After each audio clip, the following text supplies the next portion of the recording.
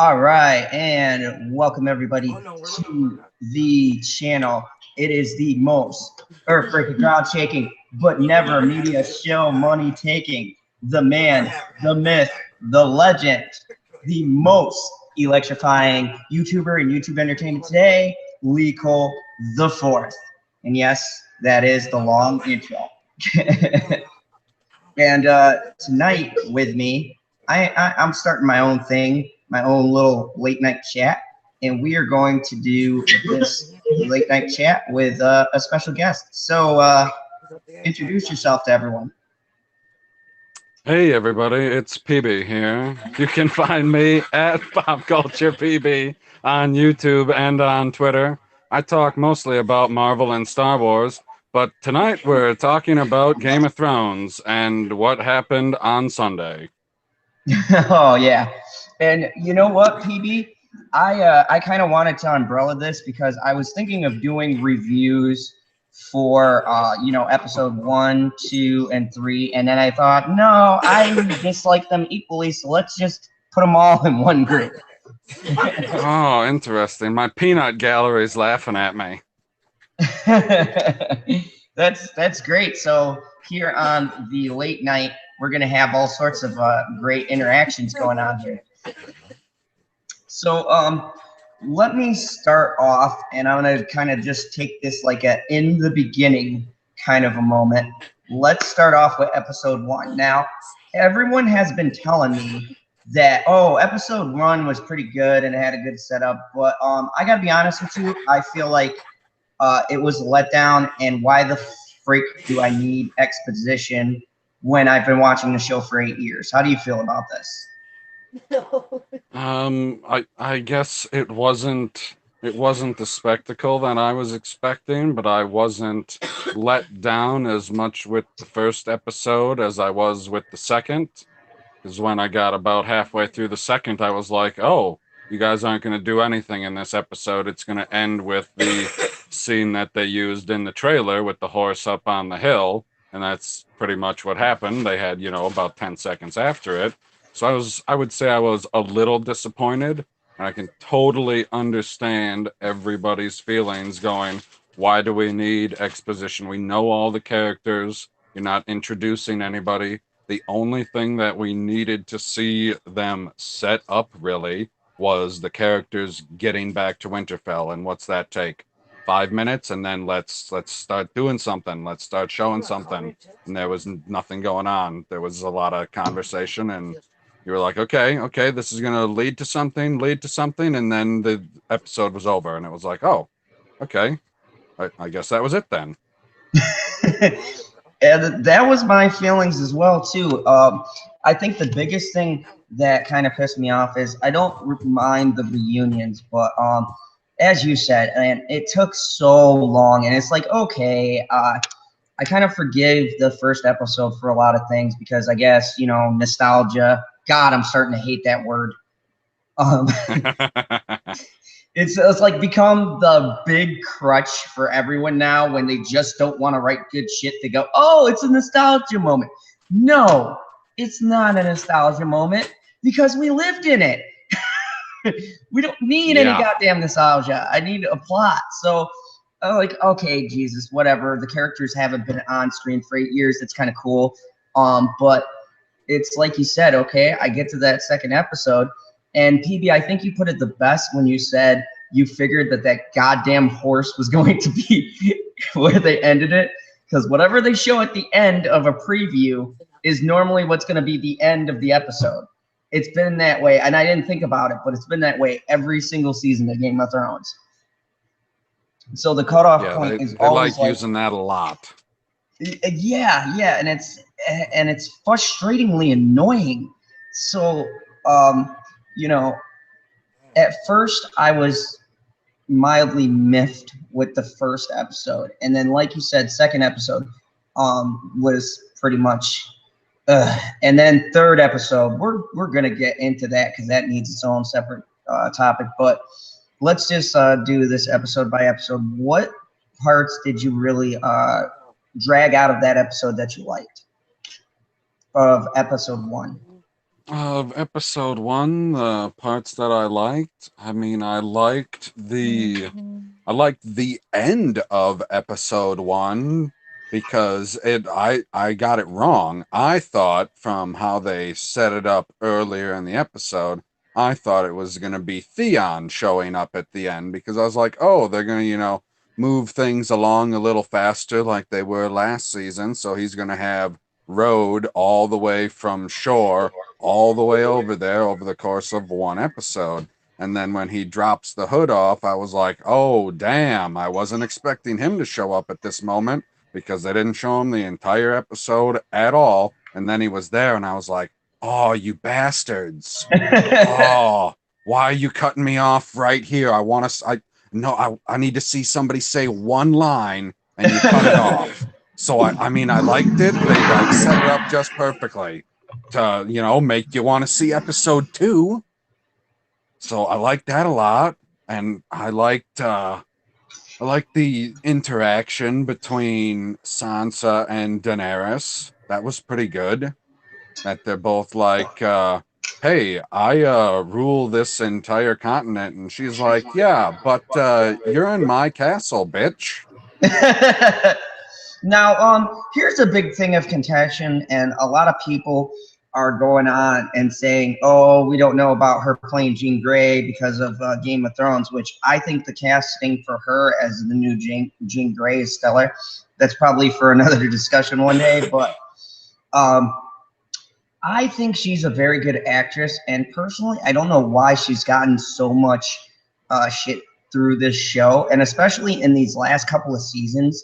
I'd have to say, in the beginning, she annoyed me, but I felt a lot of character growth as far as uh, is concerned with her character, and I really have enjoyed this shift from this like purely naive, which you can see from the first season, just blatantly naive, wants to be a queen, doesn't understand what it means to this woman, and we can use that, this woman she has become now. How do Right. you feel about her, and that plays into your scene? Because I think if you take her from a couple of years ago, I wouldn't have brought her going, toe to toe with Danny and basically saying, I don't give a shit if you ride a dragon or not, you know. Oh, So now I can absolutely kind of not. buy that. And, I think you'll like this comparison quite a bit. If you want to say at the beginning, she was this naive character who's kind of a little grating and a little annoying and, just kind of gets on your nerves. And you're like, gosh, I just want to see the other characters. Let's kind of just get through this scene where now you're like, ooh, I kind of want to see what she's going to do in her scenes and how she's going to react and what she did last season to be like, oh no, it's you, Littlefinger. You're the one that's causing all this trouble, and we're gonna murder you right in the center of this room now. So I you're screwed. thought, and see, that's the thing.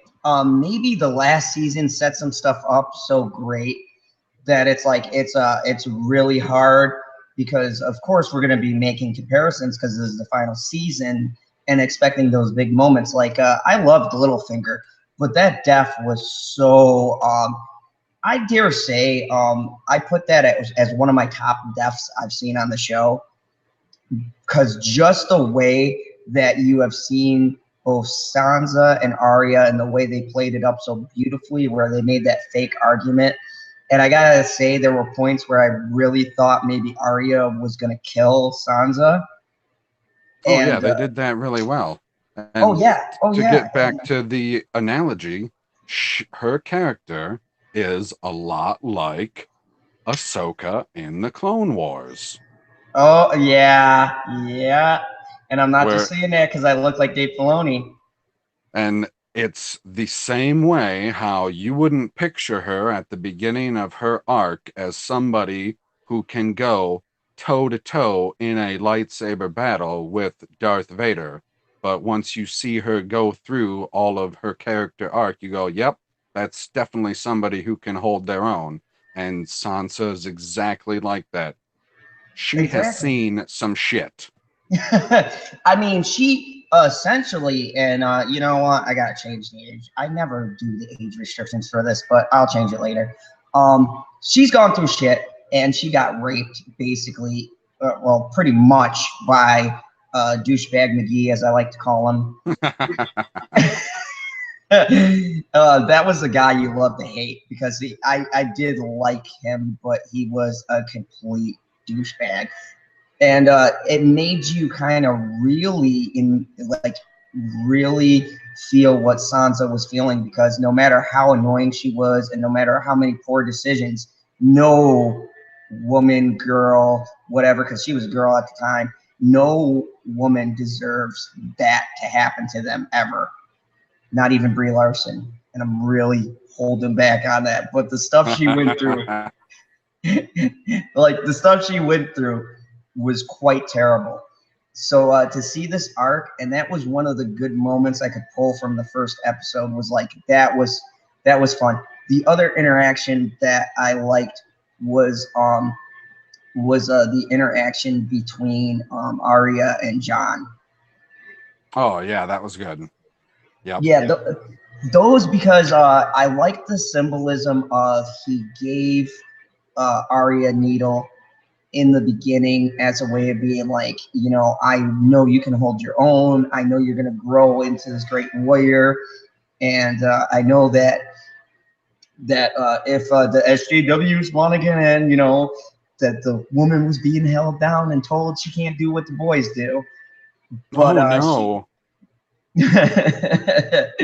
but she proved herself through her trials. And I like how that comes full circle, where Jon looks at the blade and goes, "You've used this quite a bit, you know?" Yeah, I mean, that's a great interaction, and it wasn't a forced one, because if it was forced, you would have seen her like pushing her way through the crowd to get to Jon, where she essentially just takes her time and is like, you know, once I get through my business that I have to take care of and our, you know, paths cross, then we'll have our moment. Which was great. So yeah, you know, those were some good moments. What didn't you like about the first episode? I mean, overall, it was boring. In a nutshell. Yeah, that was my problem. I mean, there was a couple funny spots, like pretty much every time Euron's on the screen. I enjoy most of his scenes. He's pretty funny, but oh yeah, the people that he's got to play off of, everyone who's left in King's Landing, is freaking boring. At least I think they're boring. Cersei is the way that her character is now, without Jaime being there, without Tyrion being there, without anybody from the church being there anymore. That's like, oh, well, she just has total control. There's no threats around her at all. There's nobody to keep her in check. She has total control. So it's just, oh, I just do what I want whenever I want. It doesn't really matter. And Qyburn is just, you know, running experiments all the time. And I never know what to think of the Mountain, of whether I still don't understand if he has to be told what to do, or if he has some type of mind control, or how they make it, because I still don't understand the scene when Jaime's leaving, that he goes to pull out his sword, nobody says anything, and then he doesn't pull his sword out. So I still don't know how that kind of stuff works exactly. So yeah, to me, the first episode, it was just boring, and I was expecting something to happen, like at least how they had like the small fights between Brienne and Arya. So you have some type of action going on. Yeah, you're not having a fight to the death or anything, but at least you had a fight. Yeah, which like you have some type of sparring match. Episodes of Game of Thrones with a lot of talk, there was political intrigue there. Like there were some beautiful moments in the show between Littlefinger and I forget his name, but the eunuch guy, Valerius. Oh, Varys. Varys. There we go. There were some beautiful moments, but now that you take out Littlefinger and you take out Varys, you don't have those things like you were saying in the capital that's balancing the the juggling of talking, like what makes a good dialogue scene is where you have good things to play off of. Like I like to reference a lot of heavy dialogue stuff with Quentin Tarantino because for me he's like a master of dialogue. The man can oh yeah, the man can literally have no action for like an hour and you're still engaged because of how witty the conversation is. And Game of Thrones in the beginning was a lot like that, so I was hooked because it was like, oh, this one's maneuvering, this one's maneuvering. We understood the little things jabs they were throwing at each other, and we knew what was going to come back later. And like now, with everyone dead or gone, there's nothing. So you have Cersei, who I enjoy, but I feel like she doesn't have anyone to bounce off of. And you have Cersei and crazy doctor dude and Mountain. I mean, who else is really at King's Landing? There's no one. Yeah, she's surrounded by yes men. Yeah, exactly. There's no play. And so we get to Winterfell, and while you still have the clever and witty people there, I feel like I don't know, it's fallen flat for me on like really being engaged in what's going on. So then we get to episode 2, which was, oh my God, monotonous to get through. Very hard for me to get through. But there was a couple of big moments. What was the biggest one for you? Oh God. Try and remember the biggest moment of episode 2. I mean, I guess once again, technically the biggest moment was the last moment with the freaking horse up on the hill, because I thought they were going to end with it being the Night King and it was all of the White Walkers up on the hill. And I was like, oh, okay, so they didn't split up or anything. They're going to keep them all together and it's going to be one big freaking battle, which is what I was expecting in episode 2 because of how they had set up previous seasons when they had 10 episodes to work with. And then, you do the math and you're like, well, I guess, the big battle should have happened in episode 2 for like the last at least half hour of it, because it doesn't need to be an entire episode long to get the point across. No, you start it in the day and you can do it.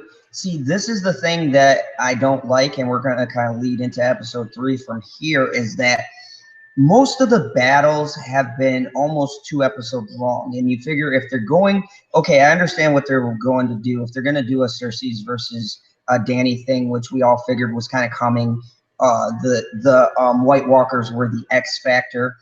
I didn't predict them to be the main focal point.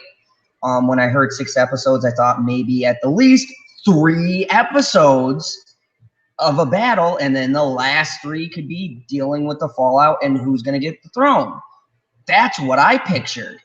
And now episode 1, I'm like, okay, dialogue heavy. When I saw what you saw, I said, okay, well, I'm looking at my watch and I'm like, well, there's not much time to do this. Maybe they do something like they've done with every other battle when they split it up between 2 episodes, right? Right. Like the season final for some episodes, yes, you had people die then, but it was the winding down of the battle. Season 2 when they attack King's Landing?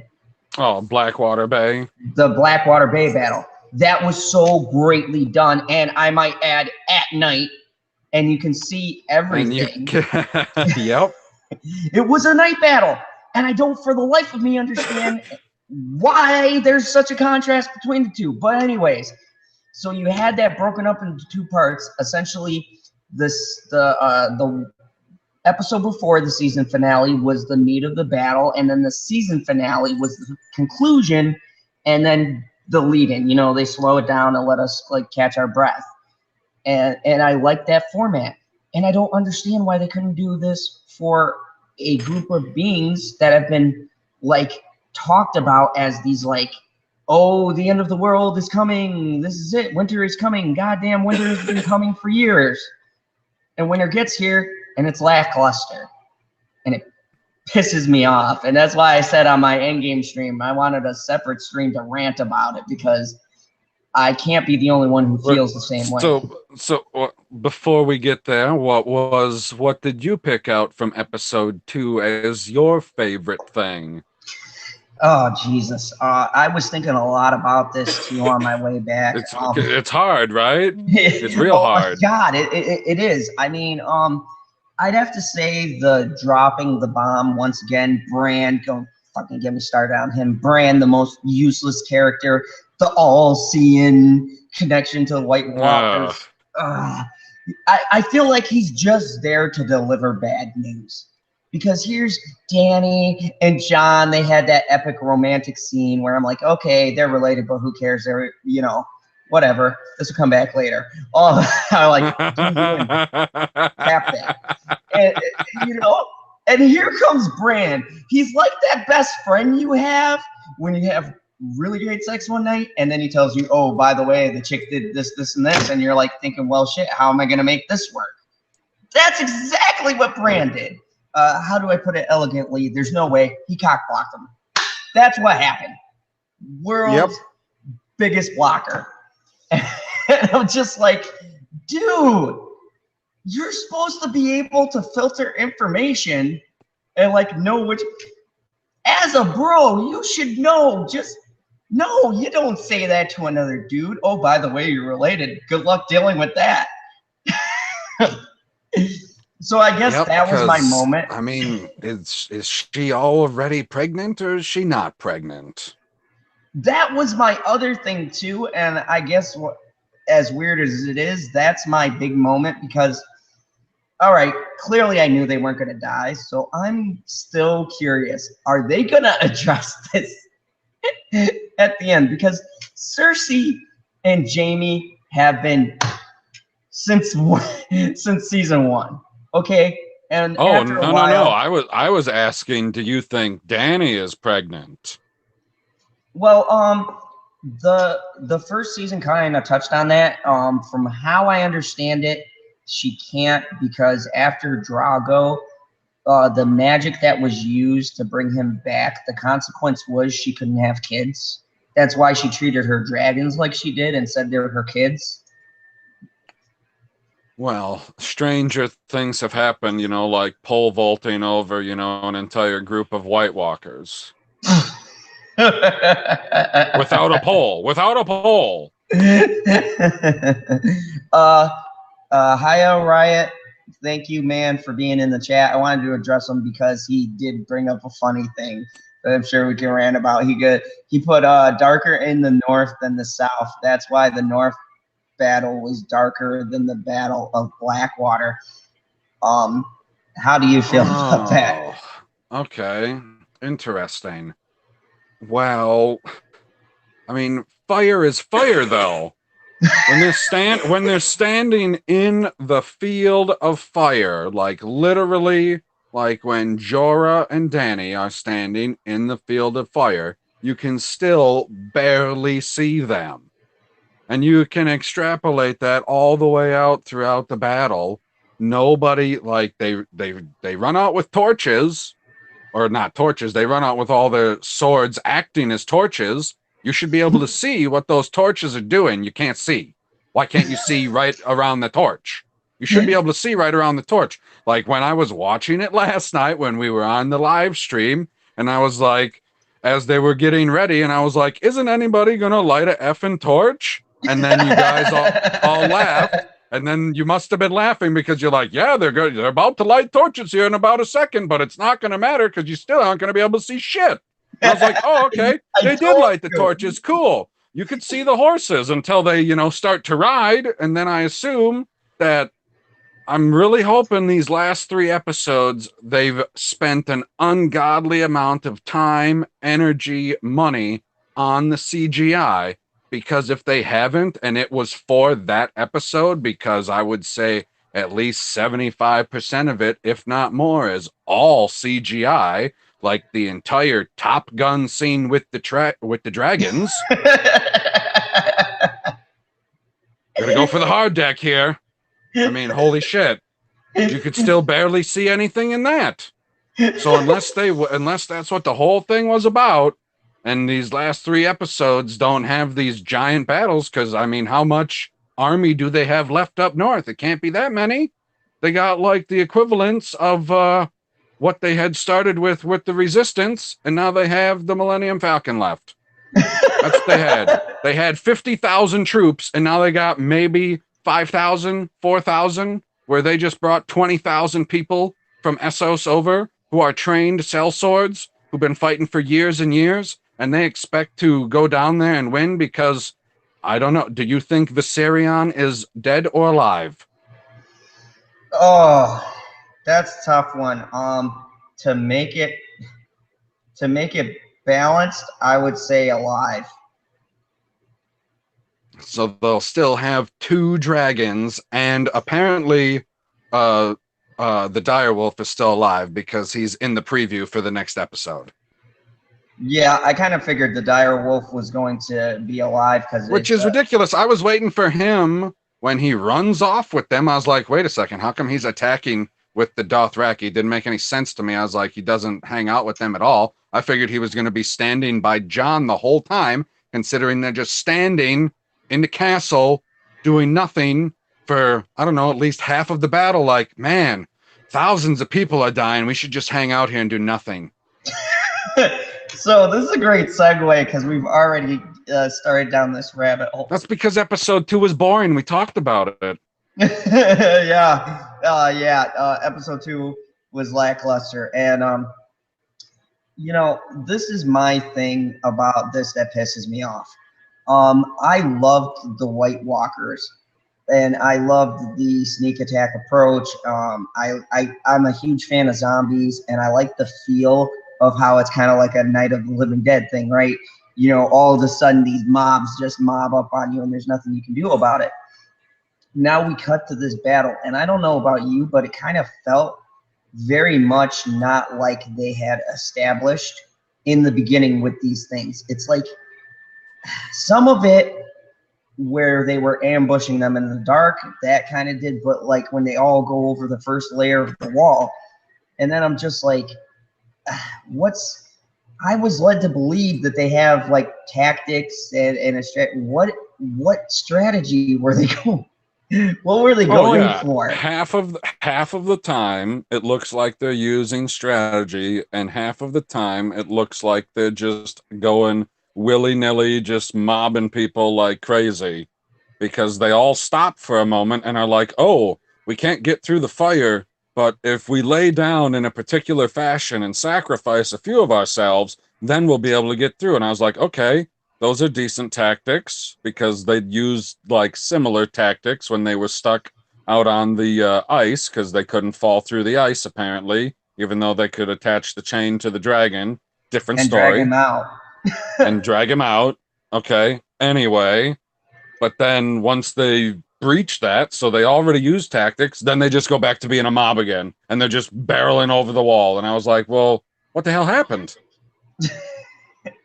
Yeah, that was a thing. I'm glad that you saw that, because I'm sitting here watching it, and when I do these battles and stuff, because of being in martial arts, I always like Game of Thrones, because for medieval fighting, it was very true to form for like how these particular groups would fight. I mean, historically, I'm a big history buff, and the Roman Empire and things like that, and it was very reminiscent of taking those kind of elements. Yeah. A medieval fight with swords is not supposed to be an epic lightsaber battle. It's supposed to be when you go one-on-one with somebody, it's maybe 1 or 2 minutes, and then you're going to run out of gas because you got all your chainmail on and shit like that, and someone's going to get a blow in. Yeah, exactly. And, I always appreciated that. I didn't need big, long battles. I just needed battles that made sense. Like, my favorite was always the one with Oberyn and the Mountain. Oh, yes. That's what I mean. That's why you see when you get 2 people who are super skilled, and I was going to reference the Tower of the Battle of Joy. When you have people that have skill like that, that's when your one-on-ones or one-on-2 battles are going to take upwards of 4, 5, 6 minutes, because they have that much skill, and you're not able to get those shots in because they've been training for years. Or, anytime Barristan Selmy gets in a duel. Yes, very true. And that was another thing I felt that was missing. While certain characters displayed skill, there was a lot of like amateur hour, and it was just like felt like he Oh, was there stabbing. was. Oh yeah, I mean the biggest amateur hour I've seen with the characters was when Drogon is getting mauled with zombies. I was like, why don't you just blow some fire, guy? What are you waiting for? These are regular whites. They go down with fire. Exactly. And it felt like they were like trying to Like, yeah, find you're like, not going to be able to hit the ones at your tail, but you're going to hit the ones that are climbing on your neck and on your arms and shit. and that's what I mean. It felt like they were trying to compensate for the fact that, oh yeah, there's dragons and they're like basically a nuclear weapon in this world. So we got to kind of figure out a way to make it plausible that Drogon would be in trouble, you know? And I agree with that too. It's like I understood the premise of your generals watching the battle, but typically, and this was shown in the Battle of Blackwater, the generals, while they watched the battle at certain points, they were also with the men because it was a sign of inspiration. And like if I'm sitting there fighting undead people that are notoriously hard to kill, and my two generals with freaking dragons are sitting on a hill watching me battle, and my friends are dying around me. I'm running and going, why the fuck are these guys with dragons down here by now blowing shit up because I can't see anything as was indicated by the camera work. So Oh my god, the camera work. let's talk about the camera work. Let me tell you something. I have heard from work and everyone else 1,000 shitty reasons why the camera was shot that way. And they're like, oh, the daylight filter and blah, blah, blah. No, okay? How do you shoot one battle clear as day and you shoot this battle that's supposed to be the most epic Nightwalker battle where we can't see the most epic Nightwalker battle? I don't know who died from the Iraqi army, the Unsullied. I couldn't care Yes, for them because I couldn't see them. yep, that was I would say the biggest disappointment. I was like, okay, they went out there and then you get that maybe what, 3-4 seconds of zoom in and it looked like they ran into a giant right at the front and I was like, Yep. oh, shit's gonna pop off, and then they pan out and you just see the flames start to extinguish and I was like, okay, they're gonna zoom back in. Okay, they're gonna zoom back in. Okay, they're gonna zoom back in. And then that's when you guys heard me say, what the hell is this shit? Yeah. I was laughing. We were all laughing because we were like, yep, I know what part he's at. We were all saying it. He's like, yep, he's at that part. And I've seen But yeah, every because I've liked the Dothraki, and I don't know how people say that, oh, well, when Daenerys used them, they were like an instant win. And I was like, okay, if I saw the Dothraki against the Unsullied in a one-on-one, I'm gonna take the Unsullied because they use better tactics. yeah, the Thar I can never say their name right. I don't know why. But the horse people, they are like berserkers. I mean, they're very good at fighting, but they're very unrefined fighting style, and that's because of the regions. They're tribal, and you're talking about Right. tribal with They're what I say is I call them good edge fighters. You don't want them at the center of your battle because they don't necessarily care if they happen to wound one of their own or one of your own, because they're like, oh, I got confused in the middle and I lobbed his head off. I was killing people. What do you want from me? Riot brought up a funny point. He said, my suggestion is turn the brightness on which device you watch it on. No. I asked you guys because you said something to me when I started watching it. You're like, oh, you're not going to be able to see anything. And I was like, oh, so I need to turn the brightness all the way up on my device. And you're like, it's not going to make a difference. And I was like, bullshit. So I turned it all the way up and it didn't make a difference. Dude, Geek in Disguise, which I was trying to get him on. I think he might have fallen asleep, but I I said to him, I was like, what are you watching on? He goes, dude, I had a flat screen 4K, you could see the sweat when you're Right. watching a movie. When there was good lighting and they had not shaky cam, you could see stuff. But when they were doing the bullshit actual battle and you wanted to see stuff, you couldn't see anything. Oh, Riot just put, it did make a difference on my phone. Maybe we just need to go on our phones. But I was watching it on my phone and I couldn't see shit. Yeah, that's what I was watching it on. And if you're Yeah. watching it in 4K on your TV, I've watched a few things in 4K, not like the entirety of it, but I mean, you see stuff crystal clear. And if people are watching it in 4K and they can't see stuff, I mean, that's an issue, especially if he can pause it and be like, okay, now what did I see here? Because I went back today and watched the scene 3 or 4 times to see exactly how Arya gets into the position that she gets into. Because I was like, okay, I watched it one time and then I was like, okay, I rewound a little further back to the point where Bran is talking to Theon. And then I was like, wait a second. Don't tell me to shush, woman. That's because the episode pissed me off. That's why I'm talking loud. I can't help myself. It was very upsetting because it seemed to me like the scene ended up when I watched it over again like it was a woke scene, because the line that he says to Theon is, "You are a good man." And then Theon turns and runs and gets killed like a frickin' punk. Like he doesn't even get to swing. The Night King takes a quarter step to the side, breaks his weapon in two, and stabs him with his own weapon, and then just walks forward with all of what, maybe 10 or 12 other White Walkers behind him. And then he's walking there, he stands there, and then here comes, as Black Angus put it, Arya Stark. Flying from the middle of nowhere, and he catches her in midair, and I was like, oh, she's fucked now. He's gonna crush her windpipe. And I was like, oh, and then she drops the blade, and I was like, oh, here we go. That's it. He's gonna grab the blade after she dropped it, and he's gonna stab her with it, and it's gonna be freaking hilarious. And that is not what happened.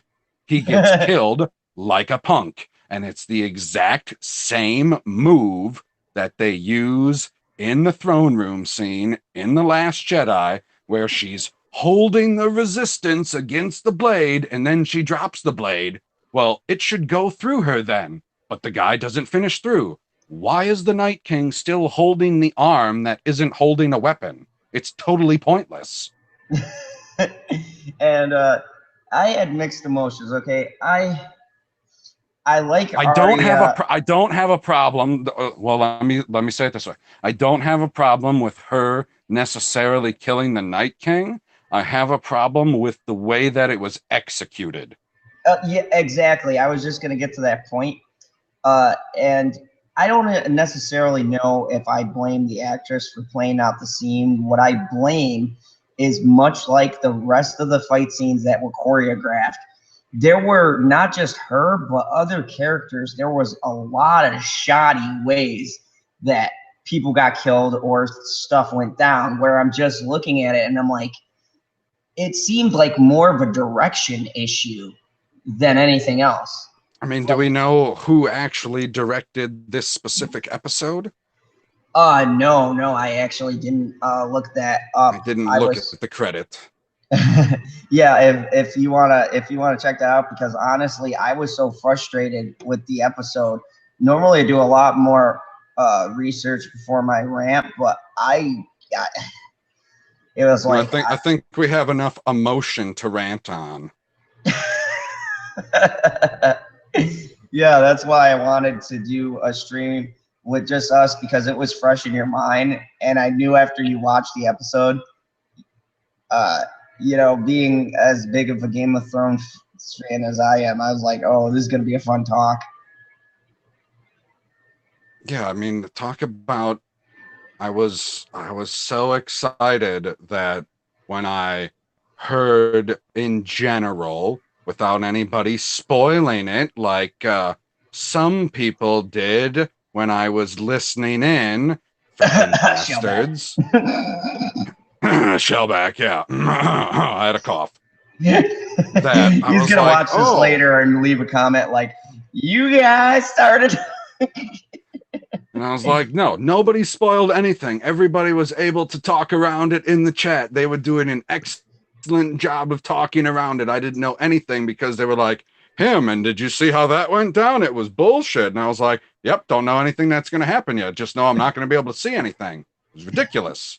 But yeah, a lot of people went out like a punk. And I mean, like, it's disappointing when you see the convenience of timing work for one character and then work against one character.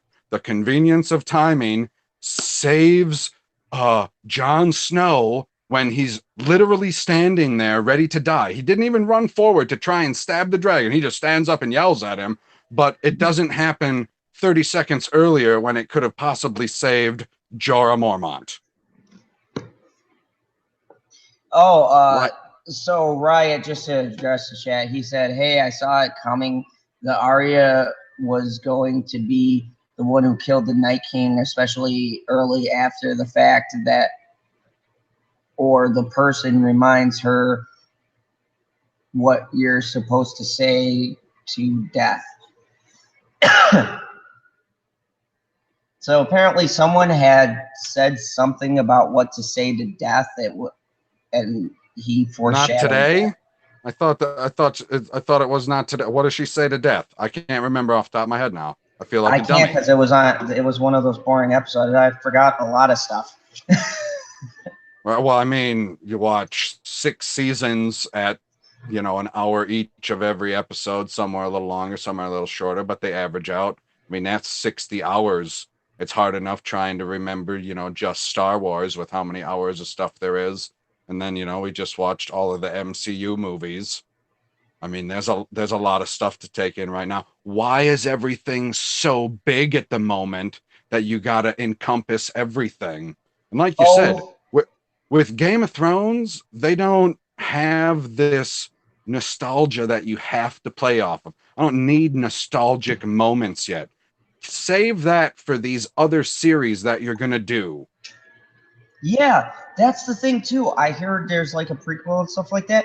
We don't need them to be rehashing stuff. And I had this argument with my dad. He's a good critic, but like me, he's got a strong opinion. So we get into lively debates. And he said to me, "Well, son, I'm just saying that, older people who jump into the show might need some exposition." I go, "Dad, if they're jumping in at season 8, oh God, what the hell are they doing?"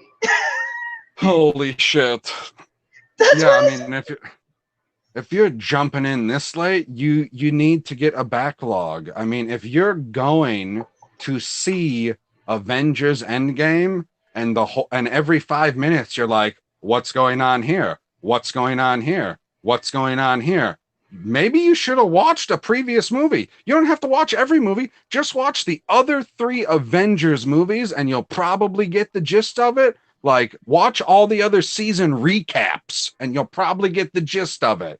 But exactly. Holy shit, to just jump in to be like, hey, I was flipping through HBO and I turned this on and I was like, shit was flying off the chain, so I turned it on, but nothing made sense. Well, no shit, nothing made sense, man. Look at where you're at. Oh, that's freaking hilarious. I love it. He said, "Not today" is what you're supposed to say to death. I remember that. Actually. Okay, yeah, that's what I said. Okay, so I did get it right. Yeah, not today. You had well, okay. Well, I mean, a whole lot of people died, and I'm confused of what he means by that. I don't understand. Why is it if Arya Stark can steal? It was in the beginning. Right, if Arya Stark can steal faces, and you say to the God, no, I can't remember the religion that she went and trained under. No face. At the House of Black and White. The no face god. Yeah. I mean, And not today is what we say to death. I mean, well, no, so he's referencing season 1 with the guy who was training her, the Hispanic guy. Oh, the Sirio Farrell. Yes. And okay. And when he brought that up, good point, Riot. Good job on that. He did say that was a callback to that moment, because he said, "What do we say when we're about to die?" And she goes, "Oh, I don't know." And he goes, "Not today, death, not today." Yeah, and he made that reference to when the soldiers came in and they were about to kill him. And remember, he looks over at Arya. He's like, "Not today, run," kind of a deal. So then That's a pretty far callback. Then we believe that she's going to be able to kill every single person on her list. I see. This is the thing that confuses me about the whole thing. Is like, okay, so we're established that she's working off of a list, and basically she doesn't care about the politics or anything else because she's focusing on this list. Yeah, she's an assassin. Yeah, basically. And if you work off the theory of an assassin, she's got set targets. So what makes her change her focus from like a Cersei's to like, oh yeah, let me jump into the Night King where I may die and not complete my overall mission, which is her overall story arc of killing these people on her list. I don't know. Then that's very contradictory. Okay, so I just found it was Miguel Sapochnik who was the director of the episode. And Who the hell is that? I thought that he was the one who also directed all of the other big battles, but I'm not 100% sure. So I don't know if he, like, I'm pretty sure he was the one who did Battle of the Bastards and Which was phenomenal. Hard Home. Which was also phenomenal. Exactly. But, you know, the upsetting part is if Battle of the Bastards is reasonable because that was all just humans and it was mostly during the day. So, yeah, you can see everything. Hard Home had all of the same elements. How come we could see then, but we couldn't see now? Like he was standing right there. He's standing right there on shore. I could see him. How come there wasn't a giant fake ass freaking blizzard all over the place?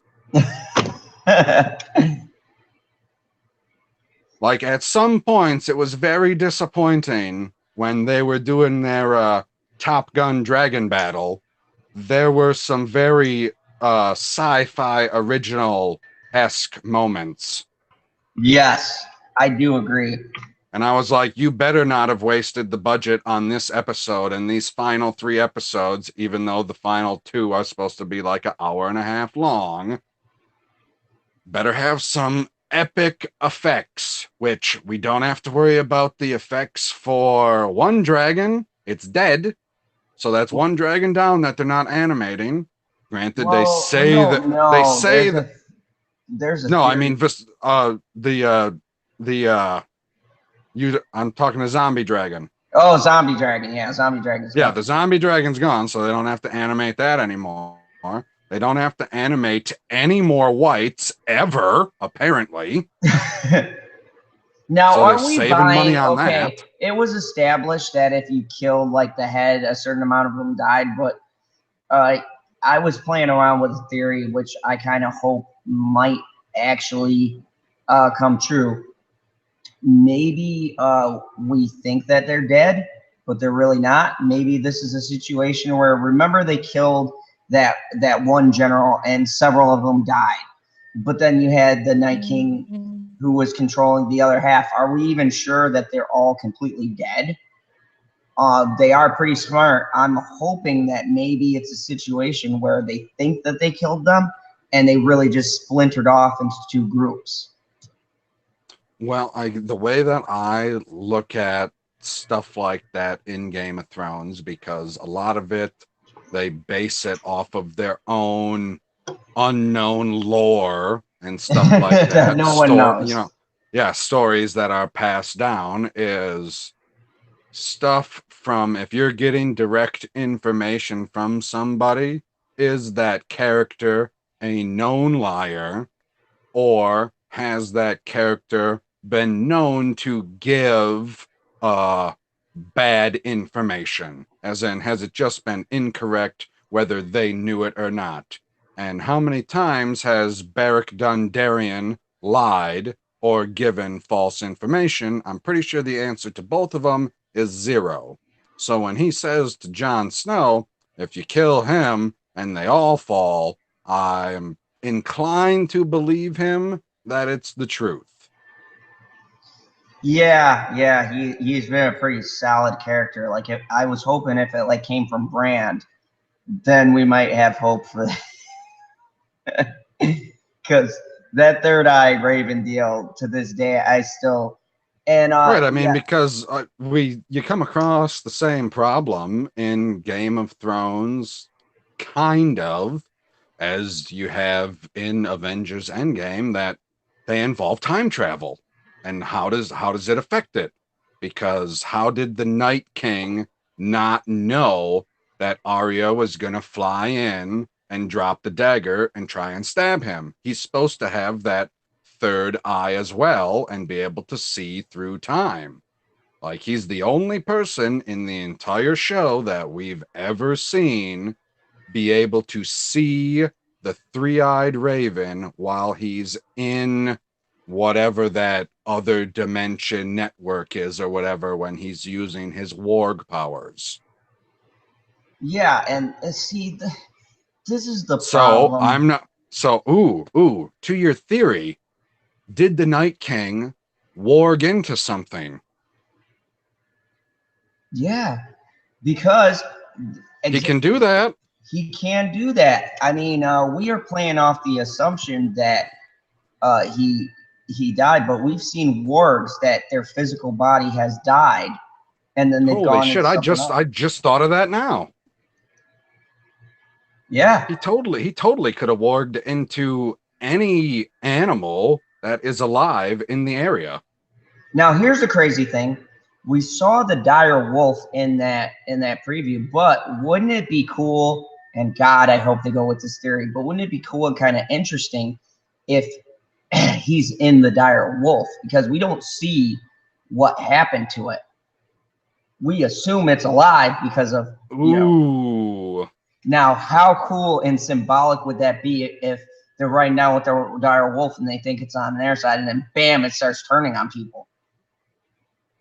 Interesting. You want me to take it one step further? Go ahead, man. We're spitballing hopeful stuff Yep. here. We call it bringing the Night King back is the hope. Now we're trying to get rid of him for freaking 7 seasons. I was trying to bring him back. Oh my God. So he's in Ghost, and as far as we, from the books, which I know they're not exactly the same, and I haven't read the books, but I've watched enough stuff and heard enough people talk about it. Apparently, all the Starks are wargs, and they have those dreams where they're able to go into their particular wolves.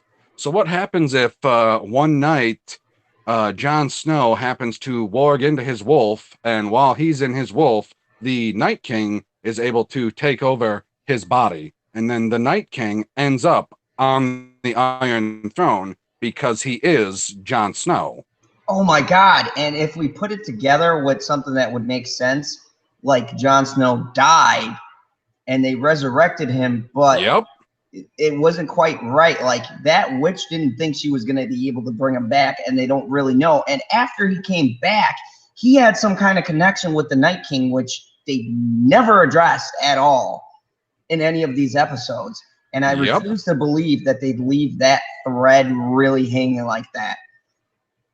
And I mean, we explicitly know that the ghost or that ghost is out there. We know that they can warg going and, or they can both warg into the wolf, because I don't remember what season it is, but I know that he has the one dream where he said that he was out feeding again or whatever. Or was that only Bran that had the dream like that? I think that was Bran. That He was said only that I could, Bran. yeah. But I'm still pretty sure that the Night King would have enough power to be able to warg from Ghost into John, especially if he was asleep. And especially if we don't really know what his death meant, and we still have And to have yeah, and like no you clear. said, you add the part that technically John is a white because he was brought back from the dead, but he's a what they call a fire white instead of an ice white. And we still don't know how that all plays out. And wouldn't it Yep, be we interesting? don't know what it means. And it'd be interesting too if everyone's predicting that Danny takes the throne, right? But John has claim too. So you either have a scenario where John and Danny Right, and become at they odds. totally gloss over that for an entire episode. Oh yeah, they're not bringing that up. So you have a Ugh. situation. I mean, talk They're at about odds. something where it's like, hey, we should probably, actually talk about something and talk about some exposition that you should have in an episode and you don't put it in. What the hell? Yeah, because it's just like, yeah, awkward, we're related. Yeah, that means Yeah, that there's a bunch of zombies over there. We got to take care of this. we should do that first. But what if you wanna, and I doubt it'll go this way, but hopefully maybe I'm wrong and I predict this, but what if you have a situation where the Night King takes over John, and then that gives Danny a reason that she has to now fight John? Ooh. Then you have a good plausible reason for why they have to be at odds to create some tension, and that'll be emotionally heartbreaking because Danny loves John clearly, and so that would address both your issues that you have there, because then her killing her off, or her killing him off, would make sense because now he's possessed, and if he is allowed to take the throne, it'd be like the White Walker King taking the throne. And Exactly. yeah, then you can tie up that both loose ends simultaneously, and I'd buy that. That'd be interesting as hell. Right? I mean, I still don't know entirely what happened in the crypts. I mean, that's an area that could have been torched up the wazoo, and you can't even tell what's going on down there. And I mean, that has nothing to do with the big battle outside, and you still can't even see that stuff. And this is what I'm saying. Game of Thrones Because that was one scene that I thought was interesting during the battle was, oh, I didn't realize that he had to like take a moment like he did at Hardhome and like recollect all of the people that aren't whites yet and bring them back from the dead. And then I was like, oh, he's doing that right now. And didn't dawn upon me that, oh shit, everybody down in the crypts is going to come back to life too. And then that one hand pops out or whatever it is, and then you can't see anything. It's just like a mad dash with shaky cam. And I was like, okay, what's going on down here? What's going on down here? What's okay? And then you're back outside. I was like, oh, well, I hope everyone down there survived. And that was my that was my biggest issue with this episode, was that I understand, and to Riot's point too, I understand that, like, the North is notoriously darker. We've seen that played out in certain battles, especially scenes on the wall when the wilderness people first attack them in that big battle. Which is fair, which I'll still call shenanigans for, because they were farther north when they were at Hardhome. True. But But when you got millions of people that watch the episode that say, I didn't see what happened there, and even when I rewatched it, I still couldn't see after I turned my brightness settings up, that's an issue. That's a lighting or a CGI issue for some of the scenes, I'm sure. Like when the Dothraki run into them, that's got to be 100% CGI. They're not doing a real thing there, and you can't see anything. um, my problem is this is supposed to have a big movie feel going forward, right? And I thinking that Yes. HBO has a small budget feel, even though HBO has put together some of the greatest shows of all time. It's been done with a moderate budget. Even The Sopranos, which is always my favorite show, and a masterpiece amongst television shows. And even them, they were limited by what they can do. And we weren't getting into fantasy. This was like real stuff, and there was still stuff that they had to kind of moderate and do cleverly in order to get in budget. And that was a highly watched show too. So I mean, they had the justifications for putting a lot of money into it. Deadwood, the same thing. They canceled Deadwood because of budgeting issues and trying to get the real Western feel, which did cost a lot of money. And look, they're bringing that back. But the issue is, and it's always been with television, the realism is there's only certain things you can do. This isn't like a Marvel Studios where you're watching the end credits and you got 3,000 people they got to thank because you have every conceivable CGI expert in the world working on this one movie. I mean, they're working with, John that they've had from season 1, so you got to figure. But like you said earlier, we're going to compare it to last season. It looked real as hell when he pet Drogon for the first time. Also, too, though, I did notice with the battles, especially with the dragon stuff, they did a lot of kind of the same things with the dragons. You know what I mean? It was always they flew over, blew stuff up. Oh, yeah. It made me feel like that maybe they were saving everything for the end. Yeah, I mean, at this rate, if both dragons survived, we know that one did for sure. Most people seem pretty sure about the other one. So, okay, the two of you get on your dragons right now, fly down there, and light that freaking place on fire. And then we got, a Dream of Spring, which is apparently supposed to be, the last book. And the last book is going to encompass the last episode and a half or some crap like that. I don't know exactly how it's supposed to correlate because I don't entirely believe that this is the ending that George has said he's supposed to be writing. I don't believe it. No, me neither. George is another subject that pisses me off because I read the books. I've read them from the first one till now. I'm caught up, and it got pushed back, and I was pissed because I'm one of the people who has the last book on pre-order for like ever.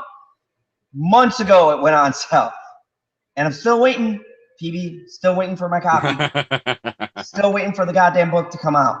And I heard, oh yeah, when the final season drops, he's gonna. I went on the website, still doesn't have a release date. Yeah, that sounds about right.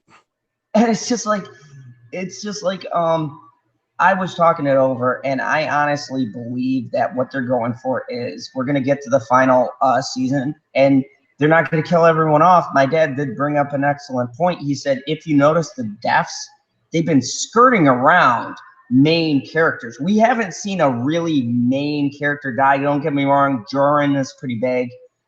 He's been there since season 1. No, but I know exactly what you mean. He's a main character, but he's not a primary character. Mm-hmm. So I mean, we haven't seen like a Stanza, or I'll even take Tyrion, or Jaime, or one of those. We haven't seen any of those. And where the hell was Jaime? Wasn't he like writing off what he missed the whole battle? He did what 3/4 of the people did. He disappeared into the darkness. That's what happened with pretty much everybody in the battle that you can say, because yeah, you see him and he's going down, and then Brienne starts to run over to him, and then they don't go back to him at all. You don't see him for the rest of the episode. At least I don't think you do. I didn't see him. I was like, oh yeah, Jamie Grant, they're here. We got the band back together. And I was like, where the hell's did anyone even stop and say where the hell's Jamie? The guy who went against Cersei? No, we don't care about the guy who's been a douchebag this whole entire time and risks his neck and goes against the queen. No, we're not gonna address that. These are the things that piss me off. It's just like nothing. We don't even see nothing. Right. It's fun. You could almost encompass the entire third episode with the tagline of "We don't see." I mean, instead of the long night, it was episode 3. We don't see. And yeah, so this is my problem with these first few episodes, and why I'm really nervous, because I'm used to season finals generally letting me down. I can probably attest that both me and you have lived through some season finals where we thought epic stuff was going to happen, and then we were so disappointed and invested how many years. And off the top of my head, I can only name about maybe two shows that actually satisfied me. No, 3. Stargate satisfied me with their SG-1. Yeah, SG-1. The other ones kind of. I mean, Atlantis is. They said it was supposed to be the finale, but all the investigating I did, they were supposed to have another movie where they were going to have to take Atlantis back to Pegasus, and they were going to be able to fix the Wraith and everything and have a last big battle. And I was like, oh, so it wasn't going to be the finale. It was a nice, good episode. I would definitely have it as a top tier episode, but it's definitely not the best episode they ever did. No, but yes, Unending is a great finale for exactly what you are expecting from Stargate Command. They're not going to end Stargate Command. It's going to continue. It's not, oh, well, these people in the military are retiring, so yeah, the show would end in that sense, but everything is going to continue to go on, so it's Unending. And I was like, what a perfect name for it as well. Yeah, exactly. And that's why I put that as number 1. And then number 2, I have The Shield, because even though people complained with some things with Michael Chiklis, yeah, to me, you couldn't end that show anyway, but when he got away with it, everything for subsequent 7 years. And then, he's forced into that office. It's just kind of like the life he never wanted. But because of everything he did, he ended up right back to where he was. I was like, okay, I get that. So that resonated with me. But probably above that was Breaking Bad, was the only other show that ever. Well, I know one more show that I know I've heard you say you love the finale, and it's The Sopranos. Oh, yeah. Sopranos. I listened to that entire live stream before they, messed with you being able to live stream on your mobile under 1,000 subs. Yeah, so with that, I put it in a tier by itself, as in no other show can touch it, because okay, I got you. And it's been contested, but we've all, as Sopranos, figured it out because it was in the writing, and David Chase has alluded to it, that when you see him close his eyes, that was him being shot. And it's really brilliant, and they've never done anything else with it, because he said that was the ending. But when you look at everything, and then you watch the very first episode, which I have watched the seasons consecutively, about probably what you said, 15 times. I've watched that show and analyzed it. when you look at the first episode, it looks like someone opening their eyes. So I take from it that this was kind of like when they have a death experience and you see your life flashing before your eyes. I believe that The Sopranos was him remembering everything up to that point at that last episode, and when it goes black, that was someone shooting him. Right. Because the way they set up the scene was you see that one guy in the corner, right? Because they do it in slow motion. And if you really analyze that whole ending of the last episode, like the last 10 minutes or so, when Journey starts playing, when you look in the corner and they purposely wide shot so you could see everyone that's there. And then you're distracted because Meadow and everyone starts coming in, right? They all sit in the booth by the table. But if you looked carefully, there was the setup where you get your coffee, right? And then they're in a booth. And there were like 3 or 4 people over getting coffee. And there was one guy in the corner who's reading a paper, and he kept on looking at him, right? And then they pan in, they show Meadow coming in, they're all talking, whatever else. And then Tony's kind of breathing heavy, like we know something's about to happen. When you look, the camera quickly cuts to that corner and there's no one there. It was a guy in a baseball cap.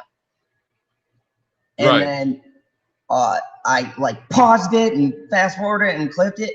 They actually, if you look at the shots, you see him go into the bathroom and then he disappears. And then Tony's looking around and then it goes black. So I think that guy went into the bathroom, got a gun, went up behind him and shot him. Oh, okay. So it's not like it's a shot to the head. Exactly. And it makes sense too, because if you get shot in the head, it would instantly go black. Right. And, but that was a brilliant ending because people have been debating that for years. And then when I tell them my theory, they're like, oh, I never looked at it. And then I had my friends going back through and they go, oh, you're right. And I'm like, yeah, get it on DVD, pause it, and then slowly clip it and go through it. And you'll see there's a guy who's reading a newspaper. He puts it down, he walks off and goes into the bathroom, and then you don't see him for the rest of the episode. And they're cut back to Tony talking to everyone. Everyone's talking about whatever they're talking about. And then it goes to black. Yeah, so if we're talking about endings, and apparently, George has always said this is supposed to be a bittersweet ending. So I always thought, going off the end of season 7, because it took so freaking long for season 8 to come out, that, oh, well, it's going to be decided between the humans, at least in Westeros, who is left.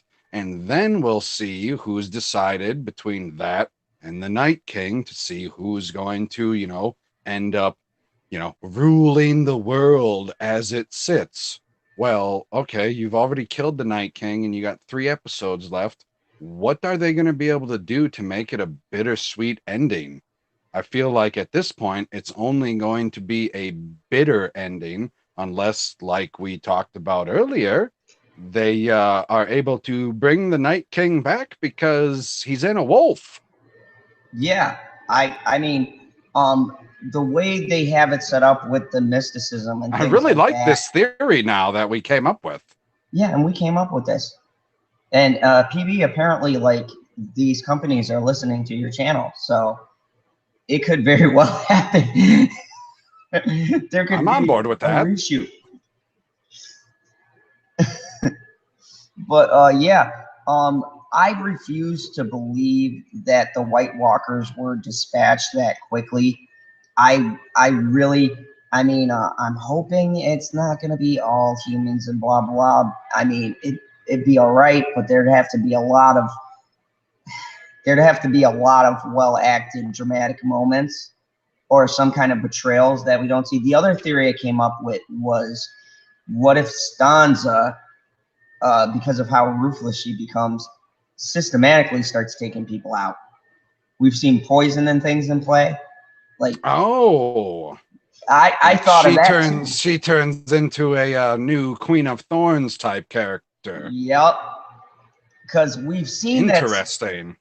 because the reason why I think this theory would be more That plausible. dragon can't save you from poison. No. And then it's just a simple task of taking out the dragon. I mean, at that point, she can just X out someone where the dragons aren't even a factor, right? And then just go through and kill them. I mean, Cersei established a weapon to shoot him in the chest. She's been working on that. All she has to do is take that idea, kill them like they did the in the Red Wedding, the wolves. Yep. They shot them in a pen. So, I mean, for how big and powerful they were, I mean, they thought of everything. And Stanza has become, she was basically tutored by Littlefinger. And we got to figure that somehow. Well, I mean, she was tutored by Littlefinger. She was tutored by Cersei. She was tutored by all of the, or Tyrion. She was tutored by all of the best minds on the show.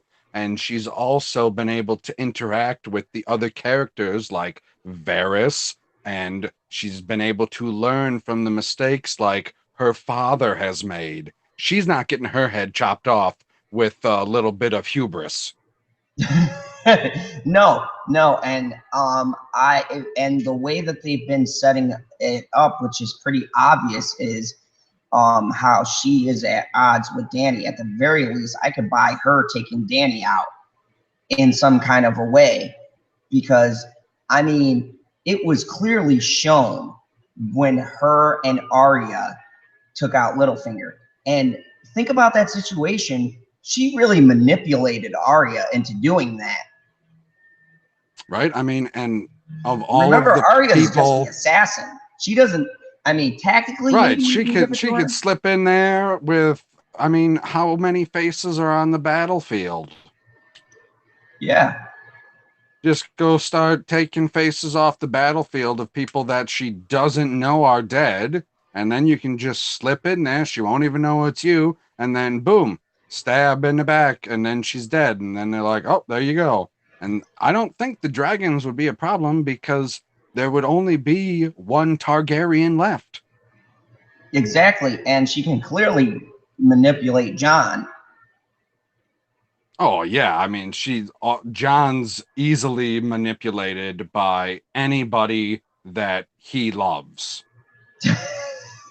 So I mean, even if she's I don't know who he would choose in that sense. Like if it came down to it, would he choose Sansa over Arya in that respect, or Arya over Daenerys? Like, who does he love the most? I have no idea. You would assume that he loves the person that he was having sex with the most, but then again, that's his aunt, so.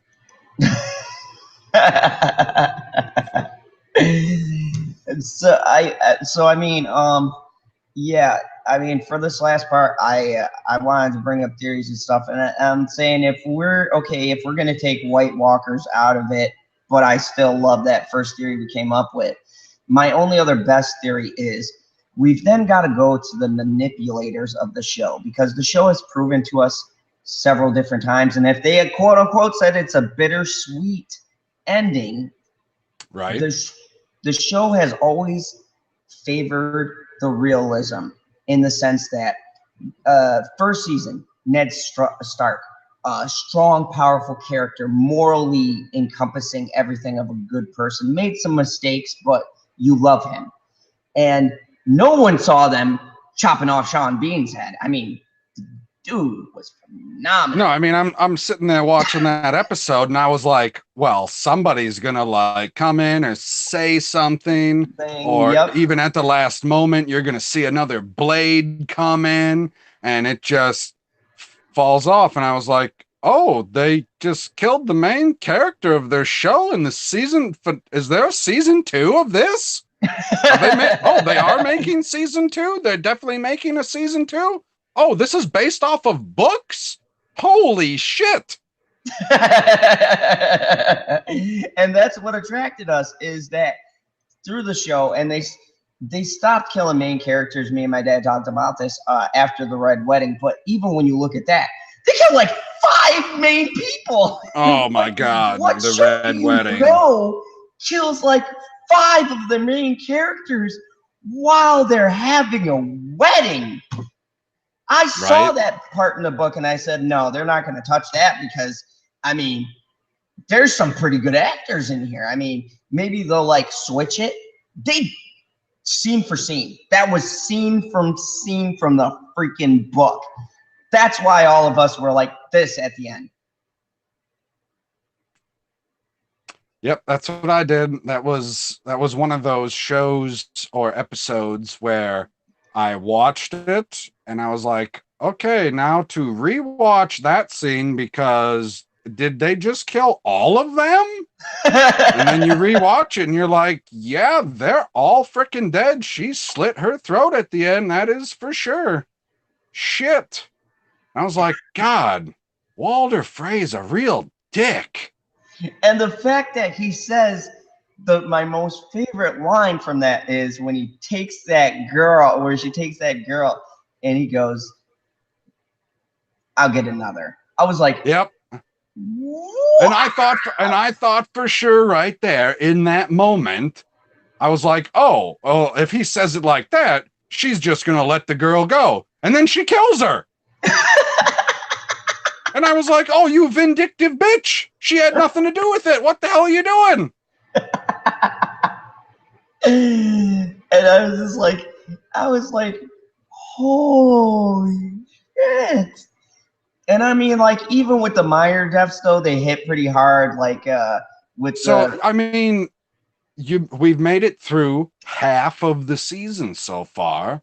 Has there been a single moment that has even come close to making you look at your screen, whatever kind of screen it is, with your jaw open? no. No, all I've had so far of physical reactions is face palms,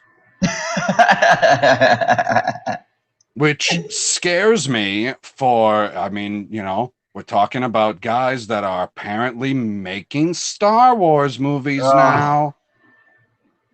And we all thought that they were going to be making these great Star Wars movies. And apparently, they can make great Game of Thrones when they have great stories to work off of.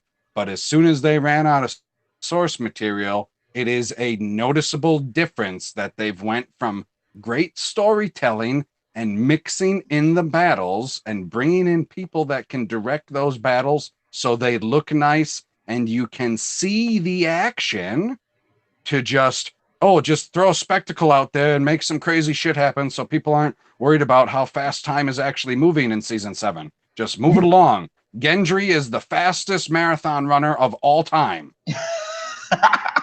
Oh my God, let's talk about what the fuck. Oh my God. I'm face palming now.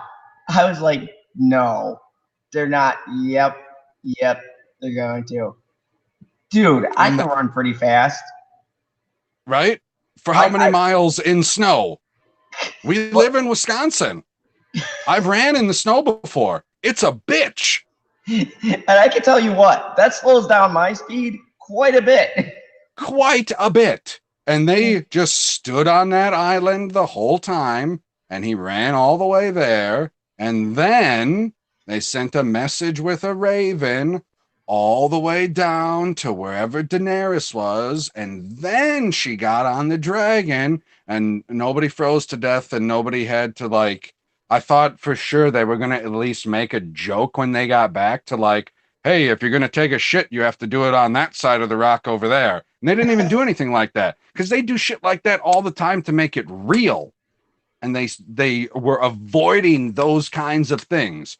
Like when they did the whole little scene of when Samwell was at the place in Old Town, it's like the monastery equivalent or whatever, and they're doing the scene, and then it looks like the shit bowl turns into the food bowl, and I was like, you see the guy eat it, and I was like, what the? Oh, it's soup. Oh, okay.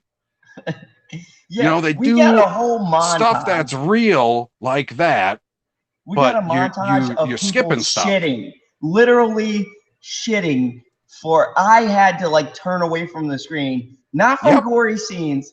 That scene I have to skip every time I watch it because I'm like, oh, here comes the shit montage. I can't do it. Which See, is more and I believable have, than Ray's training. what training? The Rocky stab with the saber.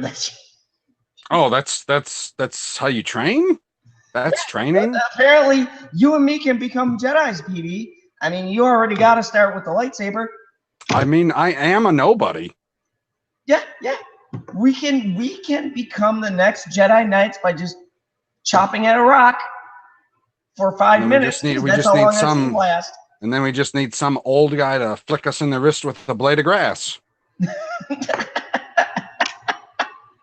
And it's So, like, I mean, yeah, I'm a little worried that these guys, if they're not gonna take like actual stories from the EU and bring them to life almost verbatim, because from what I understand, there are a lot of EU books that are great stories, especially some of the older stuff that, would kind of fit the genre. Yeah, you're still using lightsabers, but it's still similar to like Game of Thrones style stuff. But if they're just making stuff up and like just saying, "Oh yeah, it's still a battle with swords," oh man, I'm not necessarily looking forward to their movies.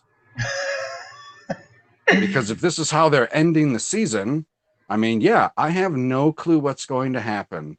Because do you think the scene from the, let's say, season trailer or whatever, where it's the throne room where it's essentially burned out and it's snowing because apparently winter is coming?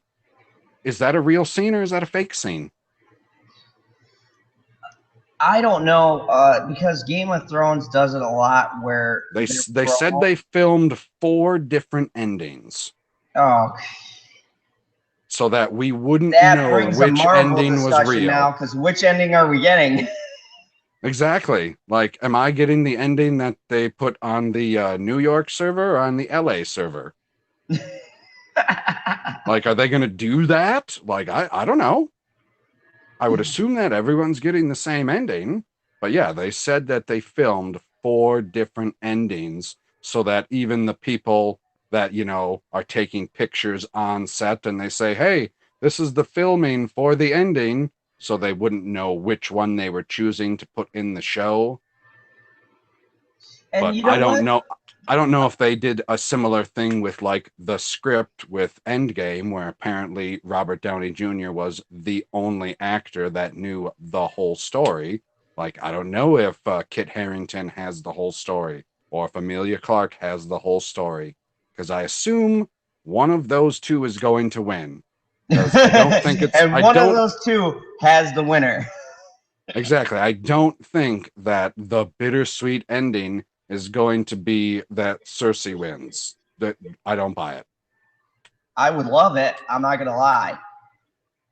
That would be very consistent of them rightfully subverting expectations because when you think about it, for Cersei to win would kind of be a good thing, but the ultimate like she's totally not redeemable thing.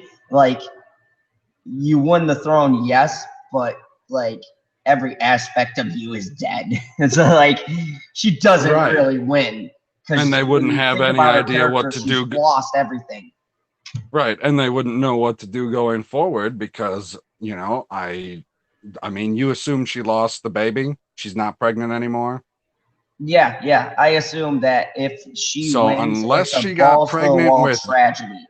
Yeah, unless she got pregnant with Euron's baby in the first episode there when they did it, which was, I like all of the scenes that he is in for some reason. And there was another night battle when they were doing the ship battle, and it was all freaking smoky and everything. You could still see what was going on in that battle. Yes. And I forgot to highlight it. That was probably another good scene or a good battle that I pulled from there. Like the only other battle that we got to break the monotony between these three really boring episodes. And I'm putting in 3 because that battle I don't count because I couldn't see it. Sorry, I couldn't see it. I don't Yeah, I count it mean, as exciting. what?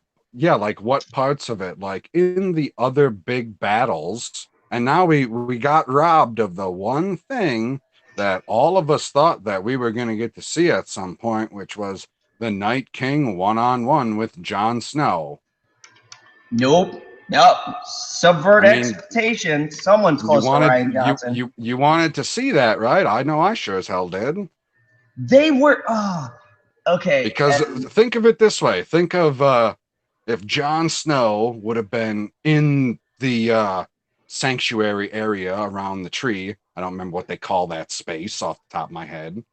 And he's standing there, and then let's say Theon still gets killed like a punk. So then Jon's standing there, and he's duking it out with the Night King, and they're going on this epic fight because they're two great swordsmen. You know, the Night King's been practicing for thousands of years, apparently.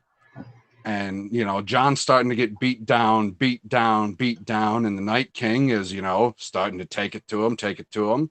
But he's distracted because he's having to deal with him. And he's got a Valyrian blade, so he has to focus on him while not noticing that Arya Stark has come in and taken out a couple of his White Walkers with her blade. And right as he's going to strike him down, she's able to get the Night King, like, in the back or something like that, or in the side with a move like that, instead of literally pole vaulting over at least half a dozen White Walkers without a pole and being able to fly out of the middle of nowhere. That's the problem I have, is that she flew out of the middle of nowhere. And you know that she did because they did that one little cut to the White Walker where you see his hair blow forward as if something is flying past his head.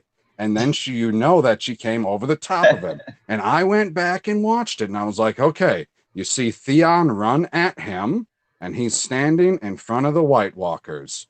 And he kills him, and then they walk over the top of him, closer to Bran, and then his White Walkers stop just inside of the entrance to the God's Eye or whatever I think that's what they call that space. So they are at the entrance, as in the last White Walkers are at the back, or at the back of the front of the entrance. So she has to jump. You can't slide around the side of them. They'll know you're there. She has to jump over the top of them. How the hell does she do that? Where's the trampoline? Perp Minded brought up a great point, and I want to shout him out because he's in a lot of my different streams. He said the Night King should have broke Arya's neck, brought her back, and Jon Snow is the one that put her down. Jon Snow and the Night King fight. I like that, Perp. See, and I mean that's what I said the first time that we brought it up. Though, as soon as he grabbed her by the neck, and I'm watching it the first time through, I was like, oh, he's just gonna squeeze his hand because he has superhuman strength. We know he does. He's just gonna squeeze, boom, she's dead. Or he's gonna do the whole quick twist and break her neck or something like that, and he just holds her there and allows her to do the move. Yeah, and that's where like people are getting that joke about the Ray thing, you know. How'd you put it again? Arya Stark. Arya Stark, because that move was like clearly out of the Ryan Johnson playbook. Like when they say they're getting pretty close with the shit I saw that episode, I'm kind of starting to believe it. Yeah, it's disappointing, to put it mildly.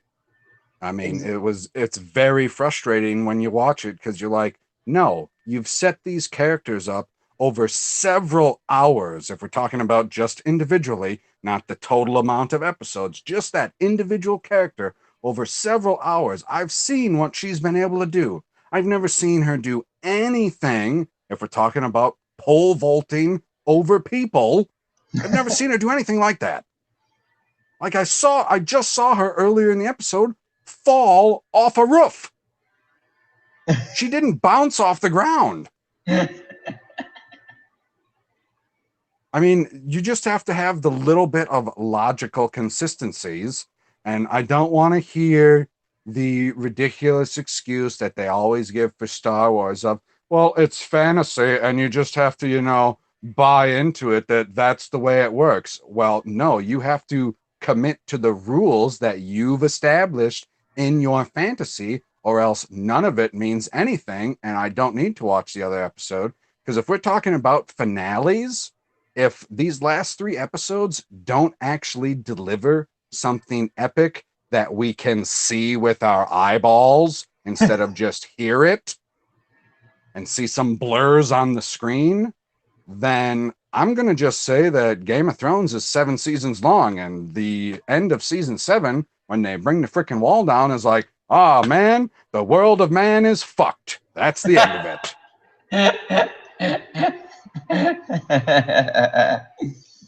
Yes, perp minded, I agree. Attack on Titan is better than Game of Thrones.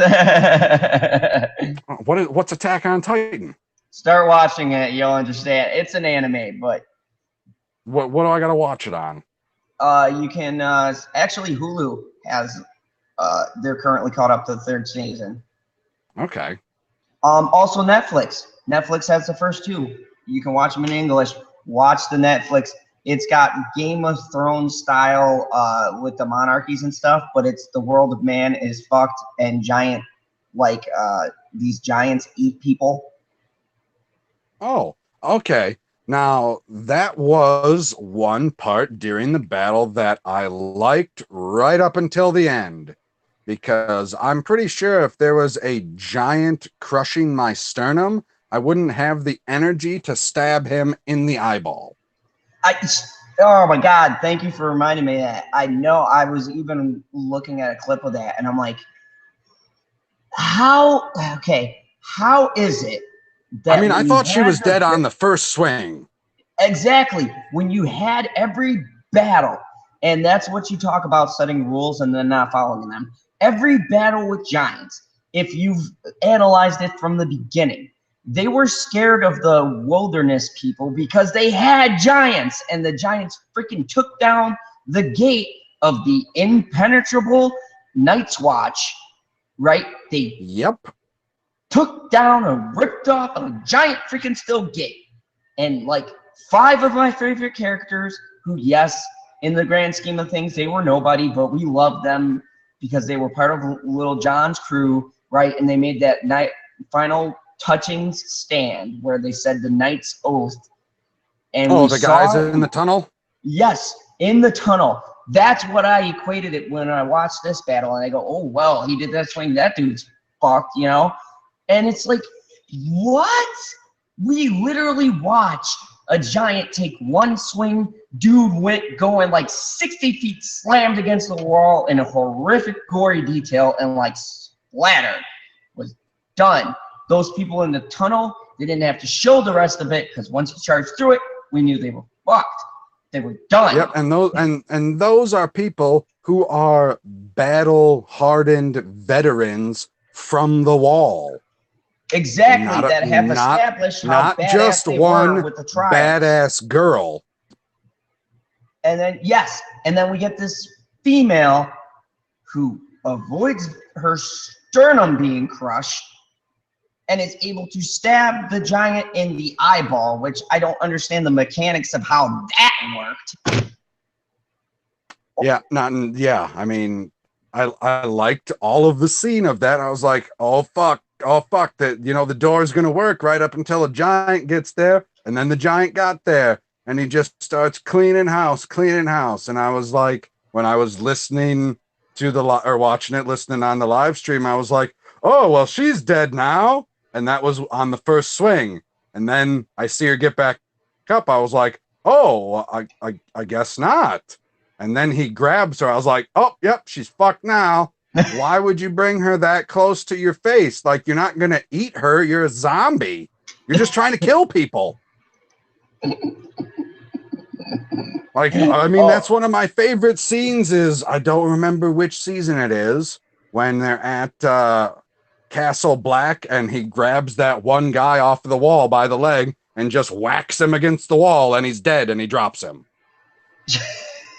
yeah, it's like, come That's what a on. giant does. He doesn't waste time killing people. Giants kill as fast as they freaking can.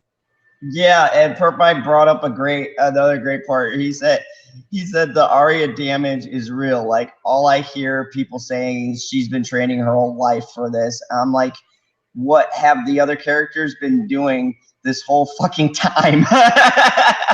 Oh my god. So I heard that too, and I was like, I don't remember who said it in the live stream last night after I was done watching it, but they said, "Oh, well, Arya did the same exact move against the Night King that she did against Brienne." And I was like, "No, she didn't." I was No, she like, didn't. "When She was walked Brienne over holding her 20 by the White Walkers. throat?" Yeah, She when was never did that Brienne shit. holding her by the throat in midair and holding the hand that was holding her weapon? These are not the same. I will give you that they're similar in that the knife was coming up from underneath, and that is it. But when you say, yeah, she was training for it her whole life, what the hell's the Night King been doing? The Night King is like thousands of years old. You're telling me someone who is essentially undying, like he was the birth of evil, essentially, right? So he Right? was And a we do, warrior and before he died. right, we don't even know how much training he even had before he died. Everybody Exactly. had training back then, especially in the Because the north. elves were so scared that they made him a freaking Night Walker. They created him. That was established with the tree memory deal. Yep. He was the first. So I mean, like I said, I don't have a problem with her doing it. And I gave a scenario earlier of how that could have been executed better. The execution was terrible because she doesn't have magical Michael Jordan powers.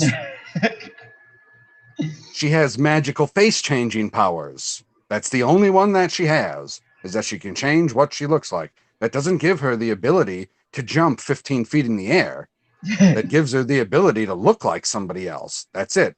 That doesn't mean that when she looks like somebody else, like as far as I understand it, she's not able to take on that person's characteristics.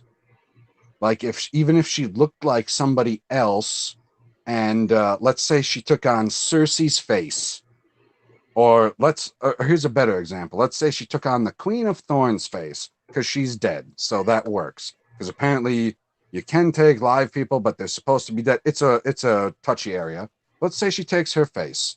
She would still be able to get pregnant if she had sex while she had that face on, because all of the internal stuff is still the same. It's only an external magic. It's like glamoring yourself. Oh, Perp Mine brought up two great points, and I'm highlighting these because these are good discussion points here. One was, how can the zombies hear a drop of blood, but they can't hear somebody walking through the snow? Great question, because that was one Oh, we didn't even touch on yet. That was bullshit too. Like that was established. Like I forgot what episode it was in, but they literally heard blood drop, and that's what made them scary, was that freaking they knew where you are even if you like breathed wrong, right? And then all of a sudden they can't hear the footsteps. no, like I thought in the first episode, and then I watched a bunch of people when I was like in a phase where I was watching through the whole seasons, and then I was watching Rawest and the Gray Area, and I think it's Ideas and Ice and Fire, and a whole bunch of people looking stuff up because they read the books, and it's supposed to be based off the books, so you can get some of the lore from there because the stories are still the same. Like the story of Azor Ahai is apparently Arya Stark, although I mean, talk about a character that is literally not a prince or a princess. Yes. And yeah, from what I understand, the whites and White Walkers are able to smell Stark blood. Like they can smell it when it's still inside of you, and that's why they can smell what's his face that's in the group of 3 in the very first episode when they go north of the wall, and that's how they're able to like find them essentially in the middle of nowhere. But yeah, when you're saying that they can hear something that's auditory, walking through the snow is a lot louder than just some blood dropping on wood. Exactly. And we live in And Wisconsin. Your I like the fucker's as next loud point as that he shit. made. Did you see the next point he made? Yeah, I was just getting to that. And how does she Okay. know? Yeah, how did she even know what the Night King looked like? That's an excellent point. And if by that theory, did she think she was killing a normal White Walker? She had to have known he was different at the very least, because he doesn't look like anybody else. But no one told. I mean, if it was an off-camera thing, maybe, but no one said anything except for they're coming. But I can't remember, because they were so boring. I can't remember the first 2 episodes that anyone even allude to what the Night King looks like, where their battle plans drawn, because I didn't even see them draw up a battle plan.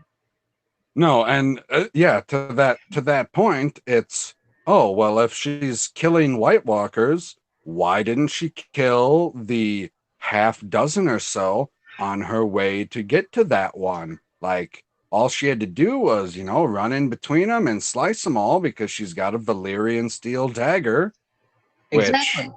Which I doesn't I appear. I hate the excuse that I've heard a few times that, oh, well, you saw the dragon fire wasn't able to kill the Night King at all because he just stands there like Jake Skywalker and then, just smiles and walks forward. So, how did the Night King know that the Valyrian steel was going to kill him?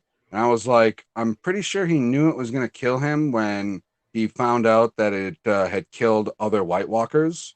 Like, there's a I psychic don't know, the connection between all episode of where them. the camps were being taken, the wildlings, remember? And John was there, and John killed a White Walker with his Valerian steel blade. Exactly. And that's when dude started chucking spears, because he's like, oh shit, I'm not getting that close. And he was Exactly. up on the hill. Yeah, that was Yeah. probably a big indication that, oh, I got to deal with this guy because he's got So, something that can I kill mean, me. I at mean, it's not too minimum, hard to right, infer that at based upon other minimum, episodes. he's known for a couple weeks, a couple months from that point forward that Valyrian steel could kill him. But I would guess that he's probably known for a few hundred or a few thousand years that that was his weakness. And that's the whole reason why he needs to make his army as big as he possibly can all the time. Or And else, that why was would the you do crux, that? because he knew he was going to lose some. Dragon kills regular White Walkers.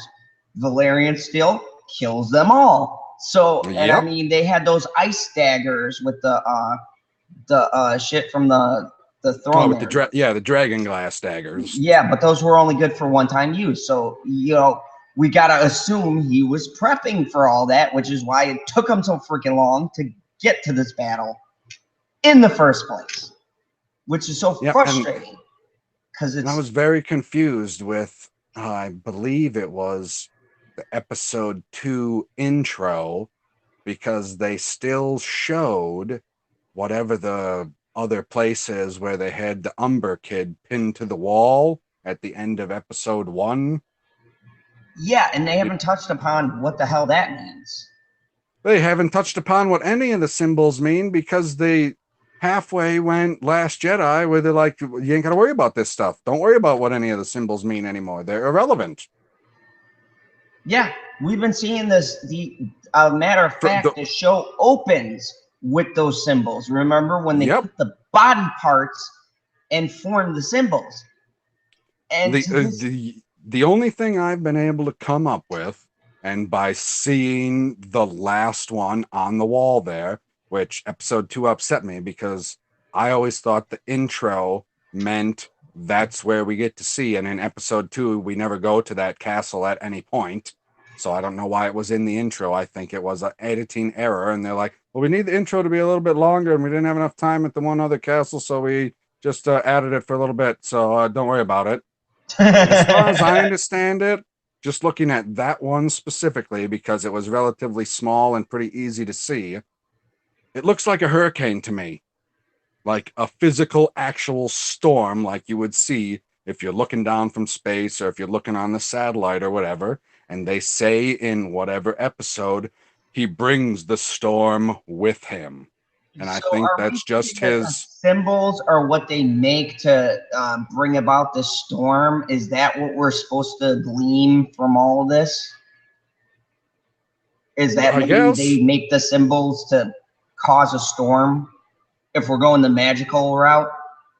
Ooh, I mean, maybe it's possible because Because I know they aren't always the same exact. They got either 2 or 3 different symbols that they put down, because one is just the, like, what I say, like the hurricane style symbol, and the other one has like the line that goes through the center of it, and I thought there was a third one as well. So they're not yeah, always identical. They have more than one symbol. So yeah, is it like supposed to be a magical spell? because in the books it was not really touched upon either, but kind of inferred that the Night King has a lot of magical power. And from what I gathered from piecing together that lore with trying to follow it with the books, was that oh yeah, this is how they're casting their spells, because it has been established that you need some kind of properties to make a spell, like with the witch of fire, the useless bitch always Oh my God. I'm so glad you brought that up. That's yeah, another you thing knew that I had to upset touch me. on that. Oh, the whole, so many, once again, so many things in the episode written around convenience. Like, I was like, oh shit, they can't get it to light. They can't get it to light. And then they start firing arrows at it, and the arrows aren't strong enough to get it to light. And I was like, oh, damn. And I was like, oh, they can send the red woman out there. She can start a fire. And then she gets out there, and it just takes forever and forever and forever until the very last moment before they're screwed, and then boom, it lights up. I was like, yep, you lost me. It would have been exciting if she would have went out there and just lit it right away. I would have been like, oh yeah, she was able to save the day in this moment. But when you extend this single moment of heroism over several seconds to like a minute and a half, I don't remember exactly how long it took. I was like, what's taking so long? This is supposed to be magic. I remember saying on the stream last night, I was like, why the hell is the magic spell to just light fire take so fucking long? And this is again going back to the inconsistencies. And Perp Mind, just to let you know, I said the same thing earlier, dude. The political stuff falling off was a big mistake in the Capitol, in particular with Cersei. Now that there's no one to Oh, over. yes, yep. And he brought up a good point, because the magic shit doesn't mean anything, and that's true. They've Like, always, I mean, it's like the Marvel theory. Remember we even when had politics in Essos, and we don't even go back to that continent, which makes sense because Daenerys isn't there anymore. So I understand not going back to it. But yeah, there has been no political intrigue outside of the one moment of Euron saying, well, when are you going to make me king? And she's like, oh, well, there'll be time for that later. And then they just move on. He gets his nuts off and they move on. it's just like it feels so lazy for something that's taken so long. It's like, for the weight that we've had to endure, shit should be tight by now. And I'll give you a perfect example. When I saw Breaking Bad, and I use this a lot because I found to this day no real plot holes with the whole ending. that fucking watch that he puts on in the beginning of the season on top of the phone booth has an arc, because it is a representation of the last gift that Jesse gives him when they weren't at odds. And that watch plays a role because at the end of the last episode, he looks at it, looks at him, and saves him, which causes his death. That is tightening something up, because they focused on the watch, and I kept on thinking throughout the whole entire episode, why the fuck do they keep on panning in on this watch? Because that show never wasted camera shots. Every little thing meant something.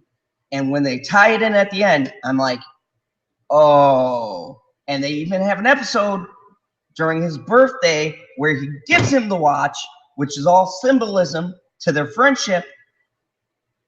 That was beautiful.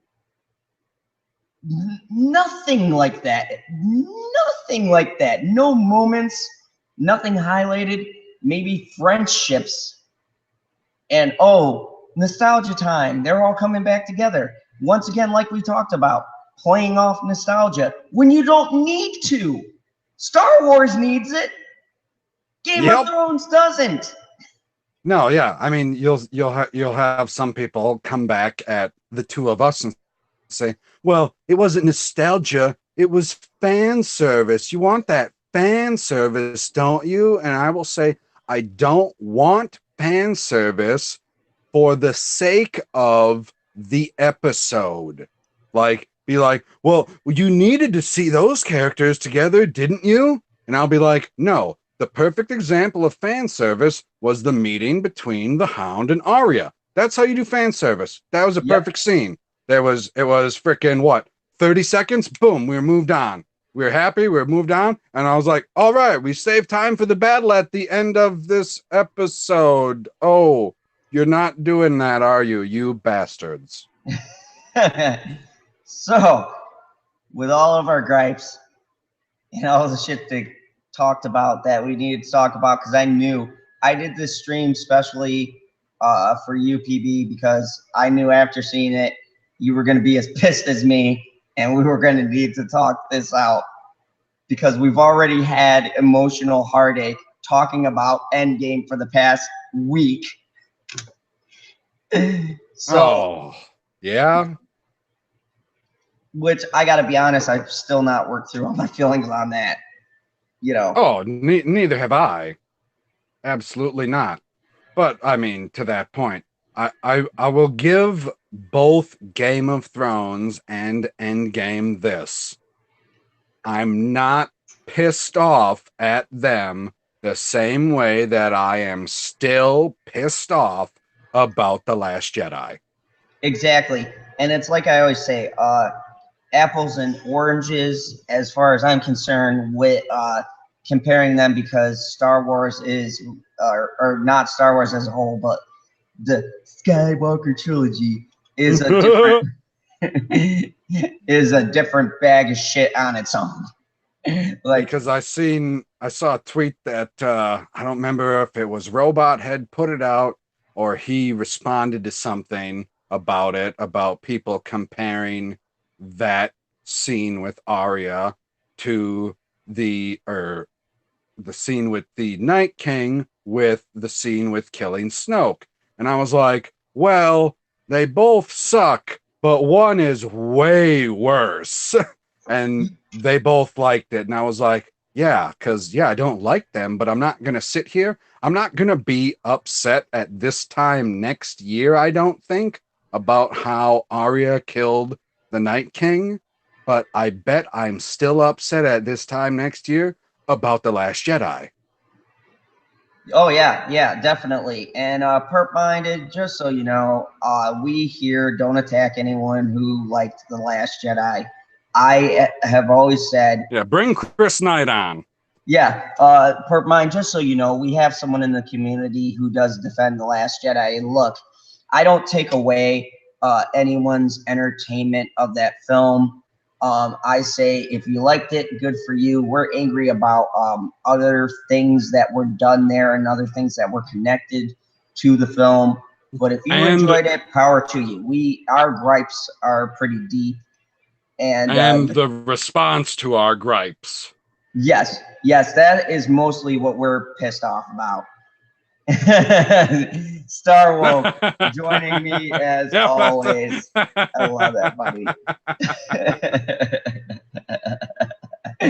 But the difference is that was highly divisive.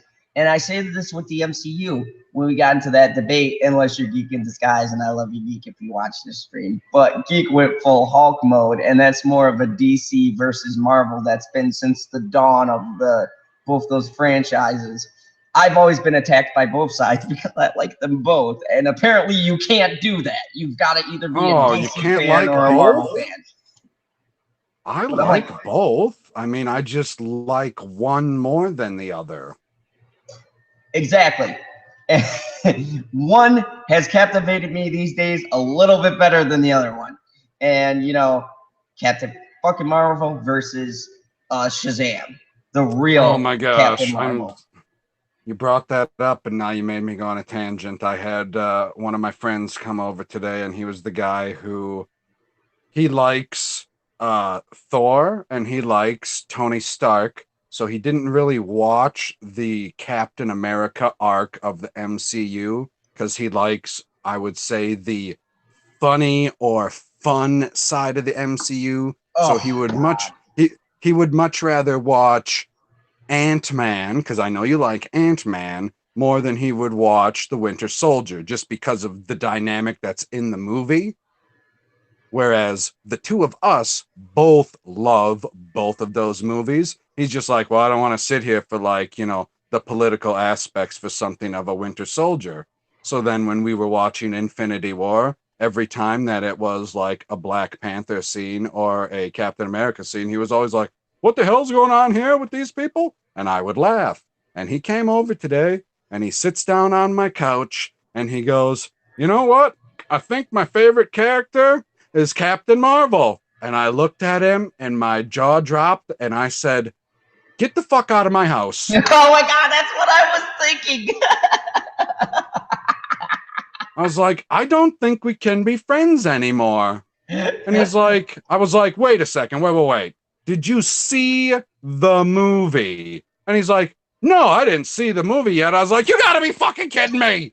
He's like, no, well, I was like, so you like Scott Pilgrim versus the World, and you just like Brie Larson. And he's like, yeah, I like to look at her. And I was like, oh, so you don't necessarily like Captain Marvel. You just like looking at women. And then I was like, well, how come you didn't click on my video that was Brie Larson versus Tony Stark? The thumbnail has a bunch of cleavage in it. He's like, oh, I must have not have scrolled down that far last time.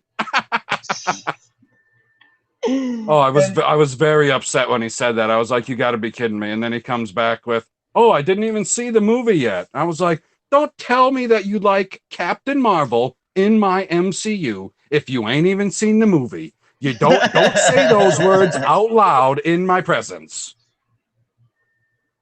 I almost burst a freaking blood vessel in my brain.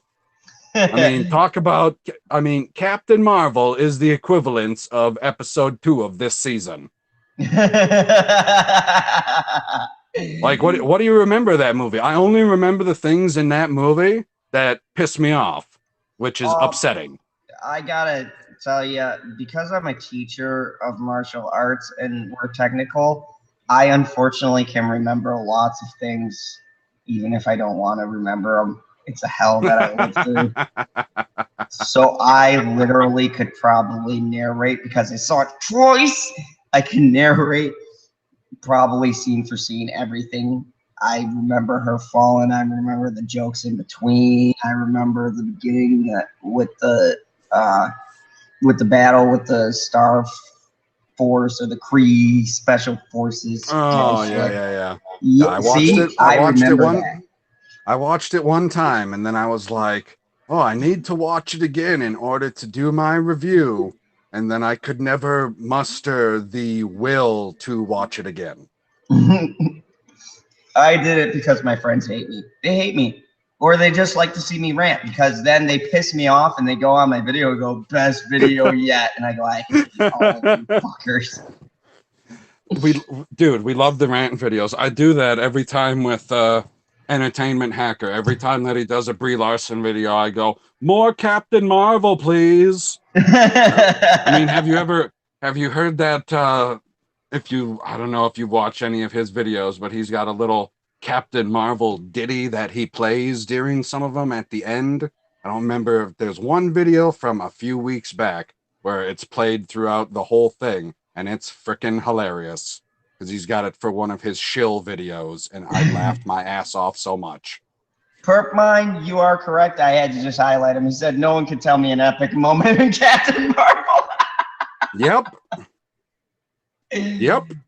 Perp, they don't exist, buddy. They don't exist. There's not one fucking... And the one scene that's supposed to be epic that everyone oohed about, including the person I work for, who's my store manager that I actually can't say shit to in fear of losing my job.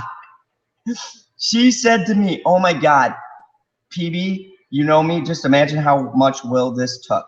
She looks at me and has the audacity to say, I hope Captain Marvel punches out Thanos. And I had to, it took everything inside of me to smile, shake my head, walk away, and I screamed so loud in the men's bathroom, they thought someone was dying in there. And they were like, Lee, is everything okay? I'm like, get out! No, it's not okay. It will never be okay. And I would have turned back to her and I would have been like, that's all? That's all you wanted to do is just punch him out? Oh, you're shooting pretty low. What are you talking about? Let's have her punch him out, snap the world back into existence, get a big Tinker Parade, get a magazine article, take over. Well, hell, let's have her demasculate Tony Stark and Captain America. You could have just got rid of the time travel arc. No, I Captain do. Marvel did everything. I wish that they would have altered War Machine's line when they're, because I think everybody, when they say, well, the only woke scene in that is when it's the women on the hill in Endgame, and I was like, no, it's totally a woke scene when she's telling them that she was out there protecting the other planets, because she's saying that she's more important than all of the Avengers together, because it takes all of them to protect one planet, when she by herself can protect all of these planets all alone. And I was like, no, that's you. Everyone was looking at that scene backwards, and they're like, look what War Machine is saying. He's putting her down. I was like, no, actually, she's lifting herself up and saying, what are you puny asses doing on Earth? You couldn't even protect Earth as a team. I was out there all alone. But then after I heard that, I was like, yeah, what he should have said was, don't you think half of the universe wanted your protection? Maybe you should have been here. I know. Captain Marvel, hey, when people were getting snapped out of existence, no, not important enough. No, the migration of immigrants was more important than your goddamn protecting the human race. Right? That because was more important. You would think that with how advanced the society of Nova was, that she had to have heard who destroyed it and what the spoils of war was, which was an Infinity Stone. Maybe you should chase that guy down right frickin' now. And since you have butthole hyperdrive, get there immediately and stop it. What are you waiting for? Yeah, apparently she took her sweet ass time. Yes, she needed the hyperspace pager, which please someone explain to me how the fuck that tech works, because apparently the only justification is she was able to take an old school telephone and you want to know, hey, I figured out, I know how the hyperspace pager works. When you hit that button, it makes your movie make $1 billion.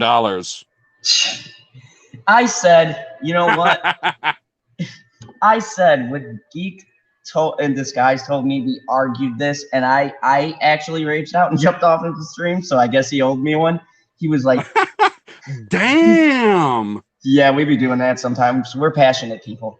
He said to me, he goes, "Oh, she's gonna smash Wonder Woman." I go, "No, not domestically, okay. I'll buy the billion, but foreign wise," I go, "No, there's no way." And each day it fucking creeps slower, and I didn't talk to Geek for each day because I'm like, the first thing he's gonna say is, "Lee, the box office is getting closer," and I'll be like, "No, F you," and click out. Yep. And I'll be damned if he didn't wait that full fucking weeks on the live stream to go, "Hey Lee, we were on Prime's live stream and I knew it was coming." And I'm just sitting here like this. And he's like, "Yeah, go ahead." And he's like, "Hey Lee, guess what movie it just passed?" And he's like, "It passed Wonder Woman." I'm like, because, you know,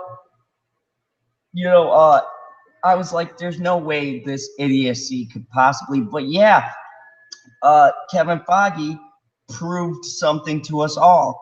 You don't need to go completely woke right away. All you need to do is to trick people by not being woke, lure them into a false sense of security, and then bam, fuck them over at the last minute. Yep. That is exactly what he did. Exactly what he did. Because, I mean, I saw the movie, but they didn't get my money.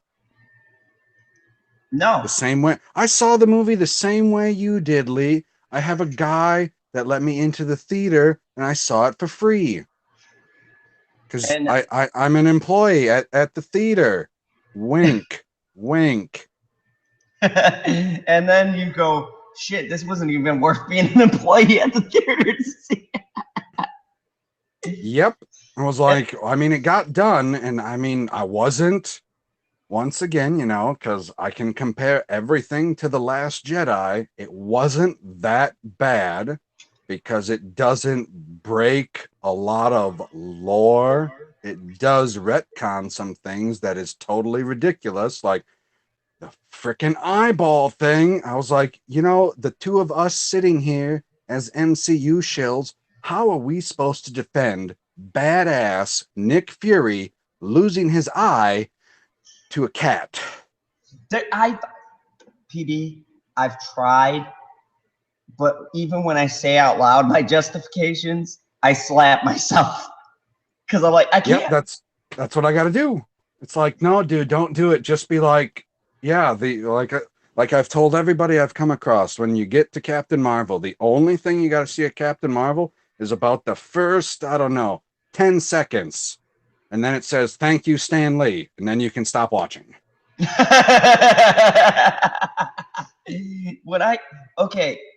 was very disappointed for Endgame. It didn't start with the special intro. I was very disappointed for that. We at least got 2 hours or so into the movie when we started going, something's not quite like the other. Yeah. But it's like, you know, screw it. Damn it, Russo's, you got me in 2 hours. I gotta see this. And then it's like, well, what the fuck what did I watch? I gotta go see it again. I have not been back to see it again. I don't know the next time I see it again, because I know I don't have to see it in 3D, that's for sure, because they did not take full advantage of the 3D effects, which I would like to see some Game of Thrones in 3D. That would be interesting. I'd like to see that on the big screen. That would be some cool effects, I would bet. I have heard a rumor now. I don't know how much this is true because Weiss has shot it down, but you know, money talks apparently to these guys, because God help us, they thought Star Wars was gonna jump. Boy, are they in for a rude awakening working with Rian Johnson. God help us all. That shit show, because that's mad egos colliding. But from what I've heard, they said, oh yeah, we're gonna do extended episodes and then a movie. And I was like, get it. And then they were like, oh, we're making the episode shorter. I'm like, okay, we're getting a movie. And then they're like, oh, we're just going to make them longer and it'll feel like a movie. And I'm like, where's my movie? And then they're Yep. like, no, it's just going to be 6 episodes and the last 2 are going to be like movie style. And I was like, ew. Yep. And then I was like, I mean, episode 2 wasn't even a full hour. It wasn't. So are they saving it? Because what, episode 3 was about an hour and a half? It wasn't, it was what I watched, it had all of the extra stuff after it. So it had all of their like extra commentary and everything. So I would say the actual episode was probably somewhere around like the, I think 70-minute mark. So it was definitely over an hour, but it was not an hour and a half like I thought that it was, because it ended and then kept playing. I was like, oh, the episode's over now. That's the end of it. Okay. I guess we're moving forward now. Weird.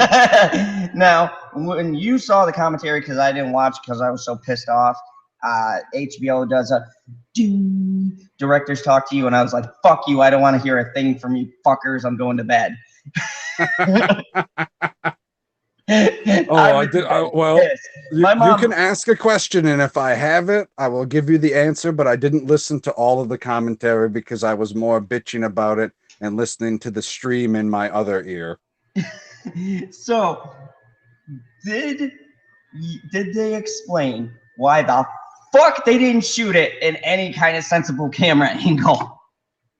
Oh God, I'm pretty sure they said something along the lines of, like, I know in a couple of the scenes when it's like the lines are running into each other, like right when the zombies show up and they hit that front line, and you're like, oh, shit's about to pop off, and then you can't see anything at all. It's just like a literal black mob has hit.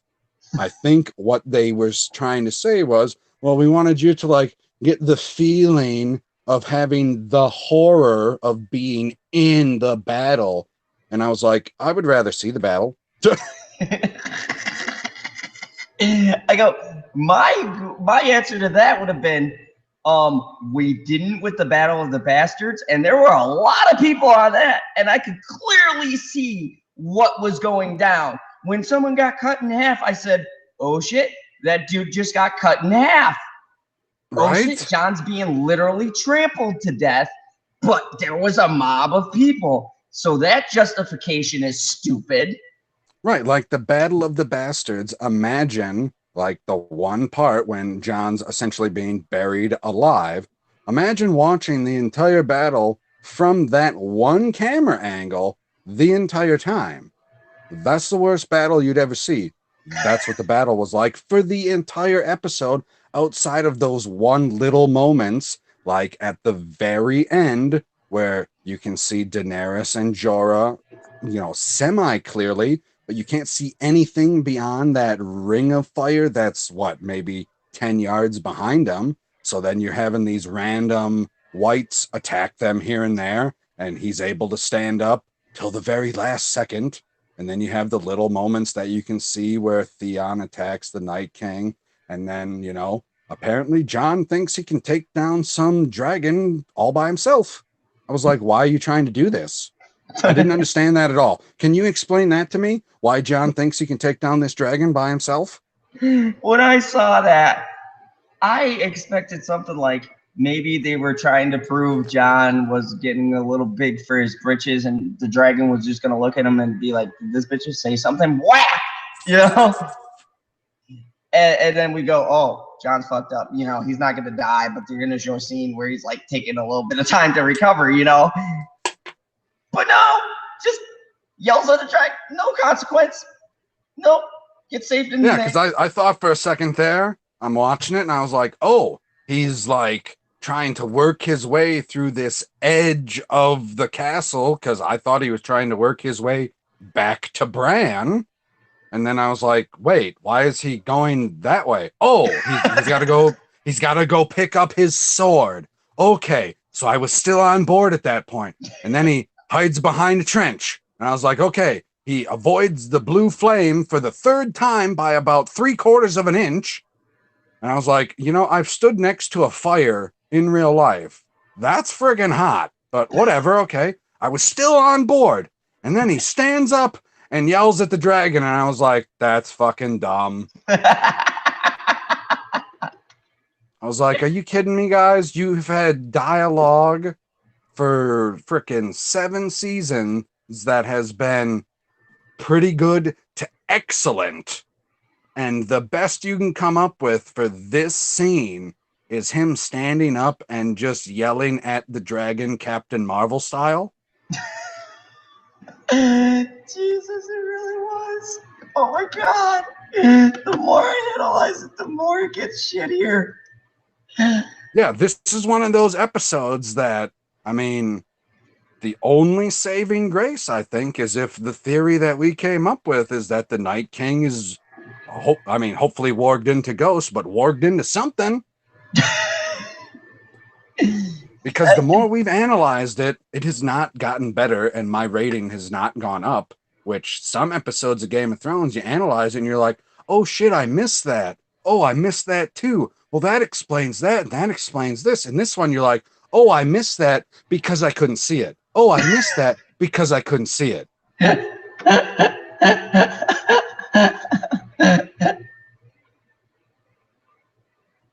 Oh my God, Perp Mind just made a great I just point. read it too. Just read it too. and that was, I swear to God, I thought I saw a meme of that somewhere on Twitter. I thought I saw someone post something like that, and if they did it, we got to get on that, because that is great. No, the only meme that I saw on Twitter was the one that Entertainment Hacker did, and it was not Jon Snow, the Night King standing there, or no, it was Luke Skywalker standing there, and then she says Dracarys, and then he brushes his shoulder off because, you know, nothing happens. Or Jake Skywalker, my mistake, I misspoke. And I was like, oh, that's a pretty good one. I thought that was pretty good. And a little sidebar for anyone who's in the chat, if you don't know, if you check Twitter, I have just gotten the greatest comparison in the world. And I told Prime Geek to trend this because he looks at it as an insult, but I consider it the greatest comparison of all time. Someone apparently thinks that I look like Dave Filoni, skinnier and without the cowboy hat. So from now on, I'm going to go out. I'm going to find me a black cowboy hat, and I'm going to do my streams with that cowboy hat on. Nice.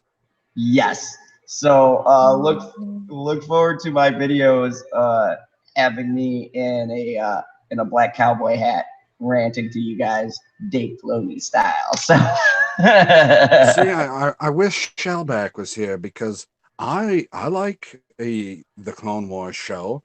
But then when I hear all the stuff that Prime says that Dave Filoni either changed or retconned or anything like that, I was like, yeah, I never read any of the books or any of the literature, so it wasn't a retcon to me, and it didn't change anything from the movies. So to me, it didn't change anything. So yeah, if you read a whole bunch of books, I could see how you were upset. But Shellback loves Dave Filoni, so anytime that he shows up, I gaslight him like crazy. So anytime Shellback shows up, that's when I go into my anti-Filoni and I just go #baloney Filoni. Other than that, I'm always on the baloney Filoni bandwagon. I mean, I don't know how his stuff is going to turn out because he's the one that's writing The Mandalorian. Yes, he's writing it, and he's also I believe that this is a situation because I don't picture Dave Filoni pandering to these people because Clone Wars was still going into that pre-Disney era where we were all excited about that merger.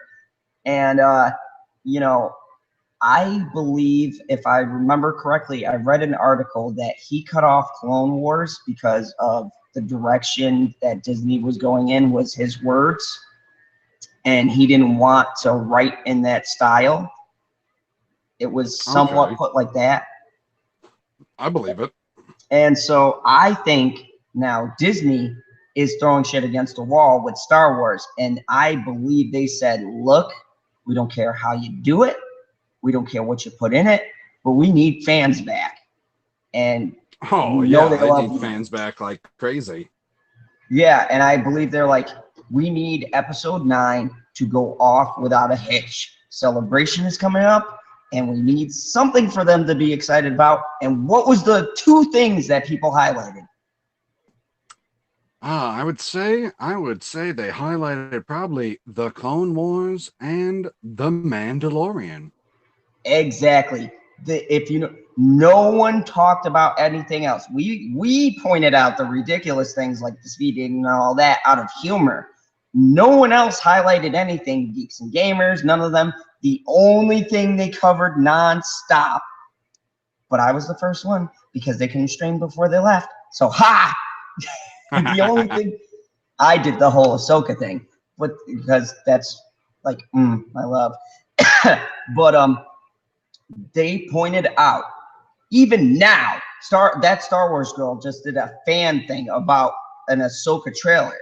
Okay, the only thing anyone's been highlighting with any excitement has been Clone Wars and the Mandalorians, and I was honestly not even on board with the Mandalorians till I found out Dave Filoni was working on it, Farvo, and that Oberyn was going to be in it, or the guy who plays him. Right. That's when I'm like, remember the actor's name. Pedro Pascal. Yes. When I heard that, I go, all right, you got me. I'll check out a couple episodes and see what it's about before I mean, I was for how much I love the Mountain versus the Viper, I was so disappointed that I wasn't going to get to see the Viper anymore. Oh yeah. But see, we're talking about deaths that made sense. What was the one thing that killed him? His character was established as being arrogant and cocky. Oh, big time. And he had the poison on the spear. That was another moment where you're like, oh, he's got him. And then he's kind of getting flashy. And you're like, okay, buddy, the Mountain is established as someone you don't want to play around with. But, all right, you're like doing your thing. You're a professional. You know what you're doing. You're not going to fuck it up, right? Yeah. And then he trips him. And I was like, oh, shit. And the greatest part about that fight scene, once again highlighting everything we've been talking about, it was realistic because little shit like that happens that causes you to lose a huge battle. Hubris is like the number one reason, even historically, that people have lost battles. General Custard. So, yep. I mean, it's not out of the realm of possibilities for him to be taken down by his arrogance. And, holy shit, I've had 4 people watching for almost 2 hours. Yes, I'm on a roll. Watch time is going to be up before subs. Right. So, in close, and wrapping all of this up so that, we can talk about more dynamics as I'm like going home. Because as you guys see, I live at my first job, literally. Are you like completely turned off, or are you like me, a completionist, and you just gotta know how the shit ends? Oh, when it comes to watching stuff, and it's a lot easier to be a completionist, I'm a completionist. So I'm definitely going to watch the last 3 episodes. I'm not one of those people that are like, oh, well, this was a bad episode, so I'm not going to watch the last 3. They've had bad episodes in the past. It's not like they haven't had bad episodes before. I mean, we talked about it last season. They had some bad episodes. When you have when you have Gendry run 50 miles plus in, minutes or hours, that's a little unreasonable because we know what he was running through and what he was wearing and all that kinds of shit. So no, I'm definitely going to complete the series considering I've watched every single minute of it, and I've watched, season 1 through 7. I don't know how many times through, at least 4 or 5. Exactly, and same for me. I I've got to believe, and I really hope in my heart of hearts that with these guys being, once again, we're going on track record, just like with the Russos. We gave them a lot of leeway because of the fact of the Russo brothers have created the best MCU movies in that roster, Oh, which I think I would agree with you that. had some in your top. Yep, I got Infinity War right at the top. Yep, and they did. Then they did Winter Soldier and Civil War, and then Endgame. Yep, I got Civil War at my number 2. So I mean, yeah, when your past catalog has hours and hours of footage that you've loved, yeah, I'm gonna give you the benefit of the doubt.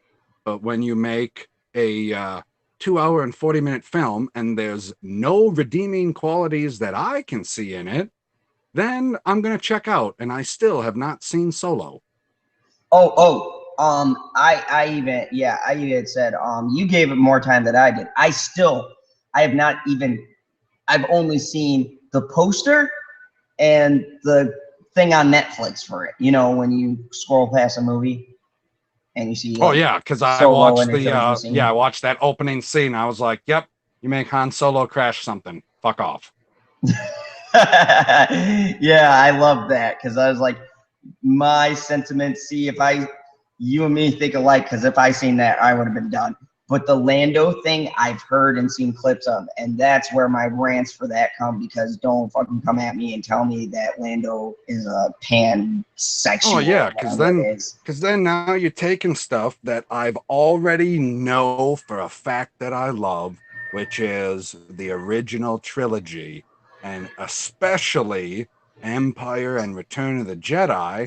And now, if I'm looking at it chronologically, and you're telling me that this is part of the canon, the reason why he's so pissed off at Han Solo is essentially because Han Solo let his lover get dirty. What the fuck? It's a goddamn spaceship. Are you kidding me? But now it's not just a spaceship, it has his love interest inside of it. And now he wants to get inside of L337. And now he's going to be able to in episode 9. So, yeah, when you take stuff and you break stuff that I already loved, that's what I have a problem with. I don't think that they did anything because, I mean, maybe they are able to explain how Arya was able to fly over these people, and then I'll be okay with it. But beyond that, it's not like she stabbed him with green dragon glass and killed him, because then we'd be like, wait a second, he has green dragon glass in his heart. How come that dragon glass was able to kill him? This doesn't make sense. They didn't do anything like that. They didn't break any lore in the episode, at least none that we saw, because we only saw like a quarter of it. Yeah, they could have broke a whole bunch of lore. We wouldn't have. Yeah, we don't know. Maybe that was the trick. Maybe they were smart enough to know, hey, let's create shitty camera work so they can't see how much we really botched this episode. Oh, maybe that's it. They played us all. Greatest long con ever. But yeah, in close, I want to get your final thoughts and what your hopes are. Were you excited for the trailer for episode 4, and what would you like to see going on moving forward? Episode 4, what would I like to see? Well, I want to see those dragons kill a whole lot of people, that's for sure, because I assume that's why that's how they were trying to nerf the people in the north, because they're like, oh, they got a giant army, so now we've killed both armies in the north, and they essentially just have dragons left, and then they have a big army in the south, which is supposed to be, equivalency. At least that's how they told us it worked in the past. And I don't know. I want our freaking theory to come true. I want the freaking Night King to be inside Ghost and him to freaking at some point, maybe not in the next episode, but maybe episode 5, come back in John, and John ends up becoming the next Night King, and that's why there is winter in King's Landing, and they don't just, because I would think if the Night King is dead by the time that they make it to King's Landing, if they're going to march south now, it should be spring already. Like, there shouldn't be any more snow there anymore if he's the reason why it was getting so cold, because I don't exactly know. So, I mean, I hope that there's another battle. I don't think there's going to be one. And for the rest of the season, I hope that they have, I guess, more of their budget put into the rest of the season than they've put into the first half of the season, because we didn't see shit. Very true. Going forward, I'm gonna have to mirror your thoughts in this. And I agree with what Perp Mind said. Stop building stuff up. Okay, we've had build up for 7 years. Okay, it's like that theory. Yes. When you're with a hot chick, okay, and you're just not getting any. Okay, we want some now. All right, we've been patient. We've put in the work. We've listened. We've watched. All right. It's go time. We got to get in it. All right. So these next 3 episodes, I want to be in it. I want to be sitting here just waiting. No more waiting. There should be 0 waiting. Like if they're marching south in the next episode, they better freaking be past the veil by the time the episode starts. But I bet they start with the first half of the episode is going to be like the aftermath from the battle, and what are we going to do with all these corpses and a bunch of bullshit we don't care about. Yeah, I don't want to start like that. I like that. Just jump to them passing the veil, because I don't want a Hobbit thing either, or a Lord of the Rings where they're fucking walking. Okay, Lord of the Rings did it smart because there was at least action in between the walking. Okay, yep. I want them to be already almost there, and we get the whole, ooh, I'm winded from that long walk, and that's the only exposition that we have, and then shit's popping off right away. Because if you have 3 seasons to wrap things up, I could give you leeway for that 3rd season, because I kind of consider that a weird episode. It's like episode 4, so it's kind of like really weird. So make that like they're going in, and people are getting ready, and they're getting towards the gates and stuff like that, and then make the last 2 episodes one giant fucking battle with no talking. No talking, no exposition, no one is saying nothing except for, a main character died. Sad moment. Oh, shit's going down. Okay, we'll deal with this later. And then make the last ending memorializing the deaths. But I want like big, epic, like spanning 3-hour battle. Endgame did it. Yeah. Endgame had 45 minutes. I counted it the 3rd time. 45-minute fight scene. Marvel did it. Which is pretty damn good. I mean, that's almost a 1/3 of the movie. 45.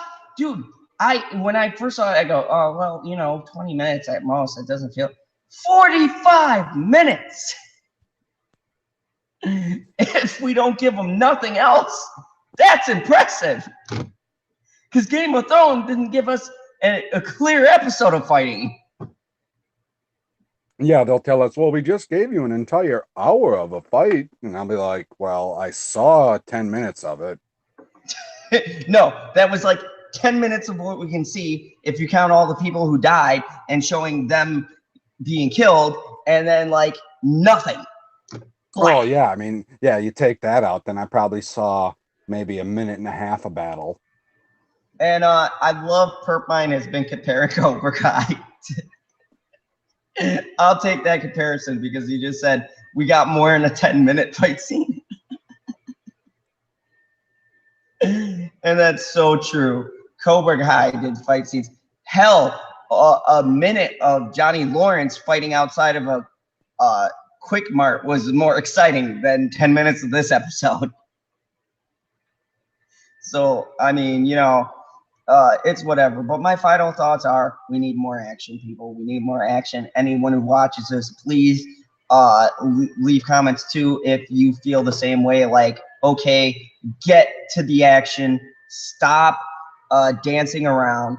I know it's hard to kill off characters, but give us some substantial deaths that have weight in a good, meaningful way that is suiting to the character, and move it along. That's my final thoughts. Move it along, because we've spent enough time knowing the world. We want the battle. We want the good stuff. We want to leave with that high you get, like, oh crap, did you see what happened last week? No one is saying that right now. They're going, oh crap, this week's episode was crap. Yeah, I haven't heard anybody say that it was great. No, not one person. And Black Angus is an avid Game of Thrones fan, and you heard even what he said. And I know that had to hurt him, because he's supported the beer. I mean, the man is a pretty avid Game of Thrones fan. And to hear his voice, he just sounded so broken, like trying so hard to find good, like I did with Endgame, until I saw it the third time. And it took me the third time to drop the rating where I did, because, you know, you don't want to acknowledge when you really love something that they drop the ball on things, you know? Yep. I mean, it always seems to come back to it. The only thing that I've been able to know right away I knew was terrible was The Last Jedi.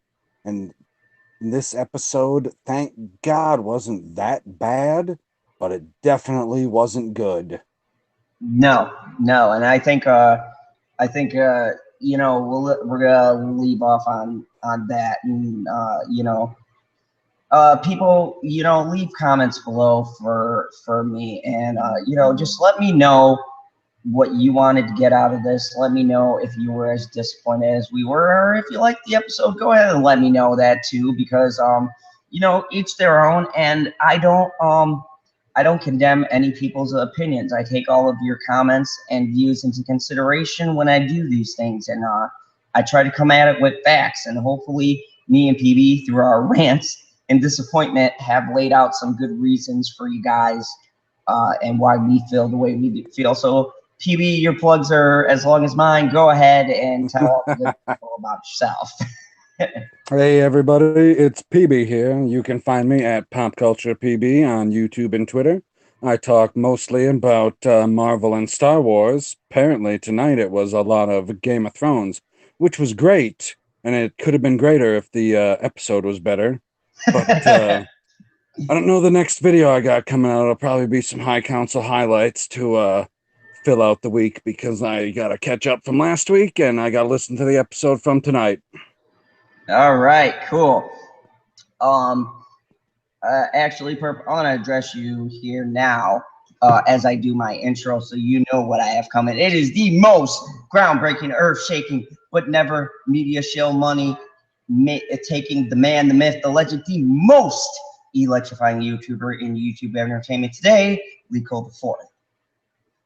And also the Dave Filoni super secret clone. This time around, we are going to be having some great stuff.